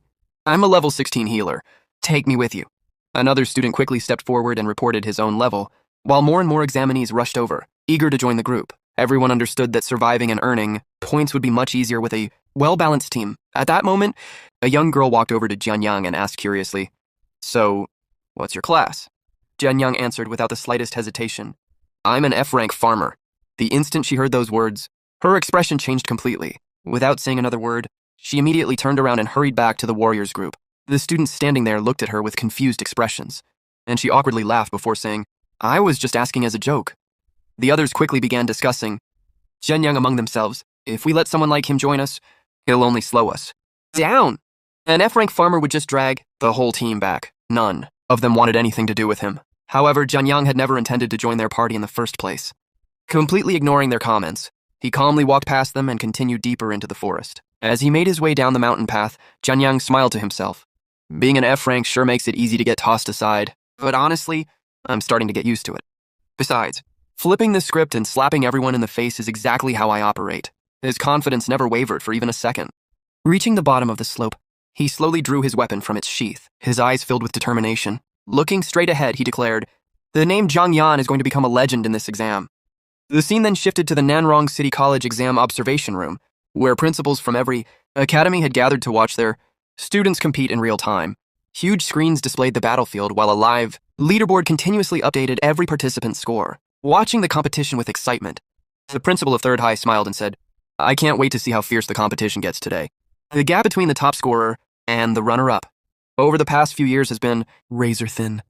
Sitting nearby, the principal of 7th High responded proudly, "My 7th High produced 4 S-rank prodigies this year. I'm afraid the city's top scorer is coming from 7th High once again." Hearing that boast, Shanyang's principal immediately replied with a calm but confident smile. "You're an A-rank class yourself, but I don't see you being any stronger than me. Judging someone's potential purely by their class rank is a fool's errand." The principal of 7th High laughed dismissively before answering, "Are you talking about that F-rank trash from your school who somehow scraped by in academics and combat for 3 straight years? Don't tell me you actually think he can take the top score spot." Before Jianyang's principal could respond, the principal of 3rd High nodded and added, "You're right, that rank isn't everything. But an F-rank class doesn't even have the right to sit at the same table as the rest of us." Those words instantly angered Jianyang's principal. Slamming his hand on the table, he shouted, "That's a load of bullshit and you know it! That student of mine shattered multiple clear records back in the novice training base. He's going to blow your damn minds. Just you wait and see." Despite his confidence, the other two principals simply laughed louder than before. Neither of them took his words seriously, and they continued, mocking both Jianyang and his academy without the slightest concern. However, only a few moments later, something unexpected happened. The leaderboard suddenly updated, and the entire observation room fell silent. Every principal stared at the screen in complete disbelief. Seeing the results, Jianyang's principal couldn't hide his excitement and proudly exclaimed, "You're amazing, little brat." Meanwhile, the other two principals could only stare at the leaderboard in shock. How can an F-ranker do something like this? They wondered, unable to believe what they were seeing. The camera focused on the leaderboard, where Zhang Yan had already accumulated 36 points, placing him firmly in first place. The scene immediately returned to Jianyang, who stood calmly beside the massive corpse of a defeated monster, pulling his sword out of the beast's body. He smiled and said, "Talk about lucky, running into a level 20 beast right out of the gate." He then looked ahead and saw 3 more monsters waiting in front of him. Without the slightest hint of fear, he raised his sword once again, smiled confidently, and said, "I guess I'll just have to gladly accept the points from you 3 as well." After seeing the monsters standing right in front of him, Jianyang was visibly surprised. Looking at them carefully, he thought to himself, "Black-striped demon. Tigers are some of the most ferocious beasts in the sinister demon forest. It's just a shame we aren't allowed to harvest materials from the beasts we killed during the exam. What a waste." The very next moment, the entire pack charged straight toward him, determined to tear him apart. But instead of backing away, Jianyang calmly stepped forward with his sword in hand and said, "For an ordinary student taking the exam, trying to fight a whole pack of these things is just as suicidal as taking on a top-tier boss solo. But for me, they're basically cannon fodder. After all, even the wealthiest families in Nanrong City couldn't easily get their hands on gear like the cyan steel, sword, and the Kirin skin trench coat." Without wasting another second, Jianyang dashed forward at incredible speed. In a single smooth movement, he slashed past one of the black-striped demon tigers, and before the beast even realized what had happened, it collapsed to the ground, already dead. At the same time, a notification appeared, rewarding him with 900 XP, while his bracelet also awarded him 36 points for the kill. However, the battle was far from over. seeing one of their own fall. One of the remaining demon tigers suddenly activated its special skill. In an instant, its entire body began to transform as its skin changed completely, making it look even more terrifying and far more dangerous than before. The moment Jianyang witnessed this transformation, a confident smile appeared on his face as he looked straight at the beast and said, "Activating a skill? You just played right into my hands. Activating skill, modify." As soon as Jianyang activated his modification ability, he snapped his fingers. In that instant, the black-striped demon tiger standing before him was affected by the skill. Its ability was completely altered, causing its agility to decrease by 15%, while its strength was also significantly reduced. The sudden debuff caught the beast completely off guard, leaving it unable to react properly. Jianyang didn't give it even a single moment to recover. He rushed forward and brought his sword down in one clean strike, killing the monster instantly. As the beast collapsed, he calmly said, "The sheer shock of realizing your own skill is buffing you leaves you wide open for a fatal strike." Just like before, defeating the monster rewarded him with 900 XP, and his bracelet granted him another 36 points. Witnessing the deaths of its companions, the third and final black-striped demon tiger immediately realized it had no chance of winning. Fear took over and it turned around and began running for its life. Watching it flee, Jianyang smiled and said, "Figuring out you need to run away now?" But by then it was already far too late. "You still have to die." The moment those words left his mouth, he threw his sword with perfect precision. The blade shot through the air like lightning and pierced the fleeing monster, killing it instantly. Jianyang received its experience points and bracelet points as well. After retrieving his sword, he calmly wiped the blood from its blade and declared, "I need to push deeper into the forest, because my goal was never just to take first place. It's to become an absolute legend in this exam." Right after that, the scene shifted to the live leaderboard. Everyone's rankings were displayed in real time. At the very top stood rank 1, Jiang Yan, 108 points, followed by rank 2, Li Yufeng, 73 points, and rank 3, Lu Yuan, 69 points. One of the students staring at the rankings couldn't believe what he was seeing. With a look of complete disbelief, he shouted, "How the hell did an Frank piece of trash sneak his way into the top 10? And he actually has the nerve to rank higher than our boss, Yufeng?" After that, we are introduced to the person watching the rankings. He is a student from 3rd high school, and his name is Zhao. Standing beside him are a pair of twin brothers who clearly admire Li Yufeng. Filled with confidence, they say, "Boss Yufeng is an S-rank sword saint. There's no way he's losing to some F-rank loser." The other twin immediately agrees, adding, "Exactly. That F-rank trash has to be cheating somehow." After listening to both of them, Zhao lets out a cold smile and says, "If that punk wants to play dirty, why don't we show him how it's really done?" Hearing those words, the twins instantly realize that Zhao already has something in mind. Excited, they reply, "Looks like you've got a great plan." Then, with complete confidence, they declare, "The top scorer title this year belongs to Boss Yufeng of 3rd High. No one else." The scene then shifts back to Jianyang, who is currently locked in battle against a massive monster deep inside the forest. After an intense fight, he finally brings the creature down. As it falls to the ground, Jianyang frowns slightly and says, "This is weird. The deeper I go, the fewer strong monsters I'm running into." A moment later, his bracelet rewards him with more points and experience for the kill. Just then, the sound of someone clapping echoes through the forest. A voice praises him. Incredible! I'd expect nothing less from the guy sitting at the number 1 spot. Hearing the unexpected compliment, Jianyang immediately becomes alert and looks toward the source of the voice. "Who's there?" he asks. A few moments later, Zhao and the 2 twin brothers step out from behind the trees, revealing themselves. Wearing friendly smiles, Zhao speaks first and says, "Hey there, boss. Jiang Yan. We're from 3rd High and we were hoping to team up with you. Would you be open to a little collaboration?" Jianyang turned around and started walking away without any hesitation. Without even looking back, he coldly said, "I'm not interested." However, deep down, he was already analyzing the situation. Looking at the 3 of them, he thought to himself, just by looking at their faces, it's obvious they didn't come here with good intentions. They're here for a completely different reason. Before he could leave, Zhao quickly stepped in front of him and blocked his path. With a confident smile, he said, "What if we told you we know where a monster nest is? It's crawling with powerful beasts. We're talking massive points." Standing behind him, the twin brothers immediately nodded in agreement and added, "Exactly." After hearing their offer, Jianyang remained calm on the outside, but his mind was already racing. These guys, they're definitely planning something. Out of the tens of thousands of kids taking this exam, they specifically tracked me down, and they threw out bait they knew I couldn't ignore. It's almost cute how painfully obvious this trap is. High schoolers really are amateurs. A faint smile appeared on his face as another thought crossed his mind. But if you want to play dirty with me, I'll pay you back tenfold. The very next second, Jianyang completely changed his expression and began acting like someone who had fallen for their trick. His eyes lit up with excitement as he eagerly asked, "Are you serious? You actually found a nest? I've been running in circles trying to find a decent cluster of monsters." After hearing Jianyang's response, Zhao secretly smiled to himself. "Looks like you took the bait. If you think you can steal first place from Boss Yufeng, we'll drag you straight to hell." Keeping up his friendly act, Zhao enthusiastically said, "You bet it's true.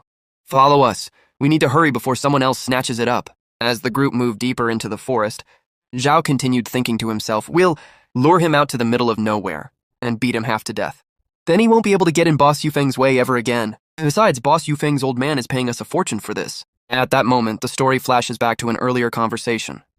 A mysterious man had given Zhao and the two twins their mission, saying, "Do whatever it takes to clear out anyone threatening Yufeng's rank. In return, I'll pull some strings and secure your enlistment in the military. You boys are B and C rank classes. You should know better than anyone that a career in the military is a hell of a lot brighter than rotting in some ordinary university." Back in the present, Che recalled those words and thought, "I figured the only ones threatening Boss Yufeng would be the S-rank prodigies. I never imagined an F-rank loser would somehow sneak his way to the top. The second we deal with this trash, our golden ticket to the military is secured." A short while later, Jianyang looked ahead and calmly said, "It really does look like a nest up ahead." As he started walking toward the monsters, the twin brothers suddenly panicked. "Wait! Get him away from those monsters!" they shouted. Realizing this was the perfect opportunity to attack, Zhao and both twins immediately drew their weapons. In their minds, they thought, "We're completely isolated out here. It's the perfect time to strike." One of the twins rushed forward with his club, preparing to smash Jianyang from behind. But before he could land the attack, a gigantic monster suddenly swooped down from the sky and snatched him away. The creature was a blue-winged vulture, level 25. In the very next moment, it hurled the twin violently back to the ground, leaving him badly injured. Watching this unexpected turn of events, Zhao's face turned pale as he thought, "What is a beast like that doing all the way out here? Don't tell me. That bastard is smiling. Shit, we walked right into his trap." Meanwhile, Jianyang remained completely calm. Thinking to himself, he said, "I wasn't lying when I said I knew my way around the sinister demon forest. It's just that the blue-winged vultures are so rare. I didn't want to waste time tracking them down. But right now, they're exactly what I need." Hearing this, Zhao could no longer stay calm. He shouted in disbelief, "You knew there was a sub-boss tier monster hiding out here the entire time, didn't you?" Jianyang looked at him with an ice-cold expression and replied in a calm, emotionless voice, "Weren't you the ones who wanted to play dirty? I'm just returning the favor, and clearly you guys suck at it." Zhao prepared to launch a full attack, his anger boiling over as he shouted, "You knew everything from the start. You were just playing us this whole time." Hearing that, Jianyang answered without the slightest hesitation, "Yeah, I did. What about it? Did you really think I'd be an easy target just because I'm an F rank?" As he slowly drew his sword, his calm expression never changed. Pointing the blade forward, he declared, "Too bad you picked a fight with the wrong guy." On the other side, Zhao charged straight at him, roaring, "Don't get cocky, you piece of F-rank trash." At the same time, he activated one of his skills and unleashed a barrage of rapid slashes, trying to overwhelm Jianyang from every direction. "I'm gonna cut you to pieces," he yelled as his attacks closed in. But Jianyang didn't even need a complicated move. With a single effortless swipe of his sword, he shattered Zhao's blade into pieces. Without showing even a hint of struggle, he readied himself once again and said, "You don't have what it takes." The difference in strength was so overwhelming that Zhao was left critically injured after that single exchange. He collapsed onto the ground, blood spilling from his mouth, while disbelief filled his mind. How is this even possible? He wondered.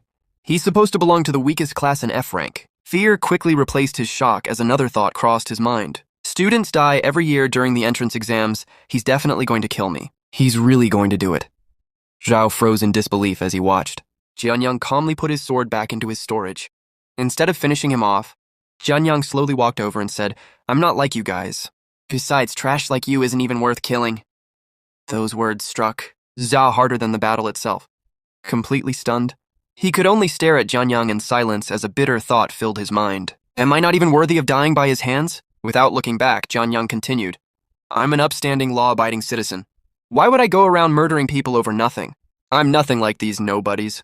I'm the man who's going to be the top scorer of Nanrong City." His voice remained calm and confident, making it clear that he had never considered Zhao or the others to be real opponents in the first place. As Jianyang peacefully continued walking forward, one of the twin brothers who had been lying injured on the ground suddenly grabbed his leg and desperately pleaded, "Please save my brother." Jianyang looked up and saw the other twin struggling in the claws of a massive eagle, screaming, "Let me go, you bastard!" The injured brother's eyes were filled with regret as he begged again, "We were wrong. We never should have tried to hurt you. Please just save my little brother." Hearing those words, Jianyang paused for a moment. His expression softened slightly before he bent down, picked up a stone, and said, "I have a younger sister too. Consider this a favor on her behalf. While we're at it, watch closely. This is the real gap between us." The moment he threw the stone forward, it shot through the air with incredible force. In the very next instant, the giant eagle dropped straight to the ground and died on the spot. As the system notifications appeared, Jianyang received 1,500 experience points along with 50 status points for defeating a level 25 beast. After the younger twin safely landed on the ground, he looked at Jianyang in complete shock before angrily shouting, "How is this guy completely fine?" The younger twin immediately assumed the worst and thought to himself, "Did my brother and boss Ao not make a move? Fine then. I'll take him down myself." Without wasting another second, he pulled out his claws and rushed forward, preparing to attack Jianyang from behind. But just before he could strike, his older brother suddenly stepped in front of him and stopped him. Startled, the younger brother shouted, "Bro, what are you doing? Aren't we supposed to cripple this kid?" Instead of answering calmly, his older brother smacked him across the head and yelled, "Shut your mouth! Boss Zhang Yan just saved your life. Get this through your head. Even if we drop dead right here, we are never laying a finger on him." His voice was filled with absolute seriousness, leaving no room for argument. Meanwhile, Jianyang continued walking away without looking back. As he glanced at the twins, he thought to himself, "At least they aren't completely brain dead. I've already wasted enough time here. I need to hurry up and rack up more points." As he moved deeper into the exam area, his thoughts shifted toward the battles that were still ahead. For now, I can freely use my modify skill to dominate this survival phase, but I absolutely can't use it during the top 100 arena tournament. Countless elite students from all over Nanrong City will be watching those matches. If even a single expert figures out the secret behind my modify skill, I'll be in serious trouble. So how am I supposed to fight A-rank and S-rank powerhouses with all of their flashy skills? There are simply too many broken abilities out there. Relying on pure combat mechanics alone won't guarantee victory. The high schools of Nanrong City are filled with hidden monsters. That means my best option is to figure this out right now. I need to test out my most practical skills before it's too late. Jianyang quickly came up with a new plan. I'll use Modify to permanently rewrite my 5 skills into ones that are focused entirely on combat. Once I test them out and discover the best combinations, I can safely use those abilities in the arena. That will greatly increase my chances of winning while keeping the existence of my Modify skill completely hidden. Satisfied with the idea, he stretched his body and said, "I should track down another nest and test them out while I grind. After all, every second counts in this exam." Without wasting another moment, he dashed forward at full speed. As he raced through the battlefield, another thought crossed his mind. How else am I supposed to keep my massive lead? Meanwhile, the scene shifted back to the exam observation room. The principal of 3rd High School looked at the remaining time and announced, "There are only 10 minutes left until the exam ends." The principal of 7th High School looked worried as he stared at the rankings and said, "The current rankings are looking a bit grim for us." Before the tension could settle, the principal of 1st High School, who looked incredibly pleased, immediately responded with a wide smile. "Grim? What do you mean grim? I'd say they're looking fantastic. I think the situation is perfectly optimistic." He then excitedly turned toward the leaderboard, cheering at the top of his lungs. "Attaboy, Zhang Yan." The leaderboard was displayed for everyone to see, and the rankings left the entire audience speechless. 1st High School. Jiang Yan, F-rank Tinker, F-rank Farmer, 1998 points. 2nd place. 3rd High School. Liu Feng, S-rank Sword Saint, 1032 points. 3rd place. 7th High School. Yu Yuan, S-rank Gale Assassin, 983 points. Looking proudly at the rankings, the principal of 1st High School smiled and said, "I'd expect nothing less from the man I personally acknowledged." Meanwhile, another principal stared at the leaderboard in complete disbelief and shouted, "Just what the hell is going on with that F-rank kid?" The principal of 7th High School was equally stunned as he exclaimed, "He's an F-rank, yet he's nearly doubling the 2nd place score. How is that even mathematically possible?" Even the host of the entire tournament couldn't hide her shock. As she looked at Zhang Yan's unbelievable performance, she wondered to herself, just what kind of monster did we stumble upon? The scene then shifted back to Jianyang. Surrounded by countless monster corpses, he sat calmly on top of the massive pile and let out a quiet sigh. Soloing an entire monster nest definitely took a bit of effort. As the final points were added, his total score climbed past 2,100 points. At that very moment, the announcement echoed throughout the entire examination area. The exam has officially concluded. Any beast killed after the time limit will not be counted toward your score. The announcement repeated again. The exam has officially concluded. Any beast killed after the time limit will not be counted toward your score. And then it rang out for a third and final time. Hearing the announcement, Jianyang remained seated for a moment before saying, "Looks like it's finally over." But the timing couldn't have been better. Thanks to that guy? He slowly stood up and continued. I've already finished modifying all 5 of my skills. The top 100 arena tournament is going to be my perfect stage to shine once again.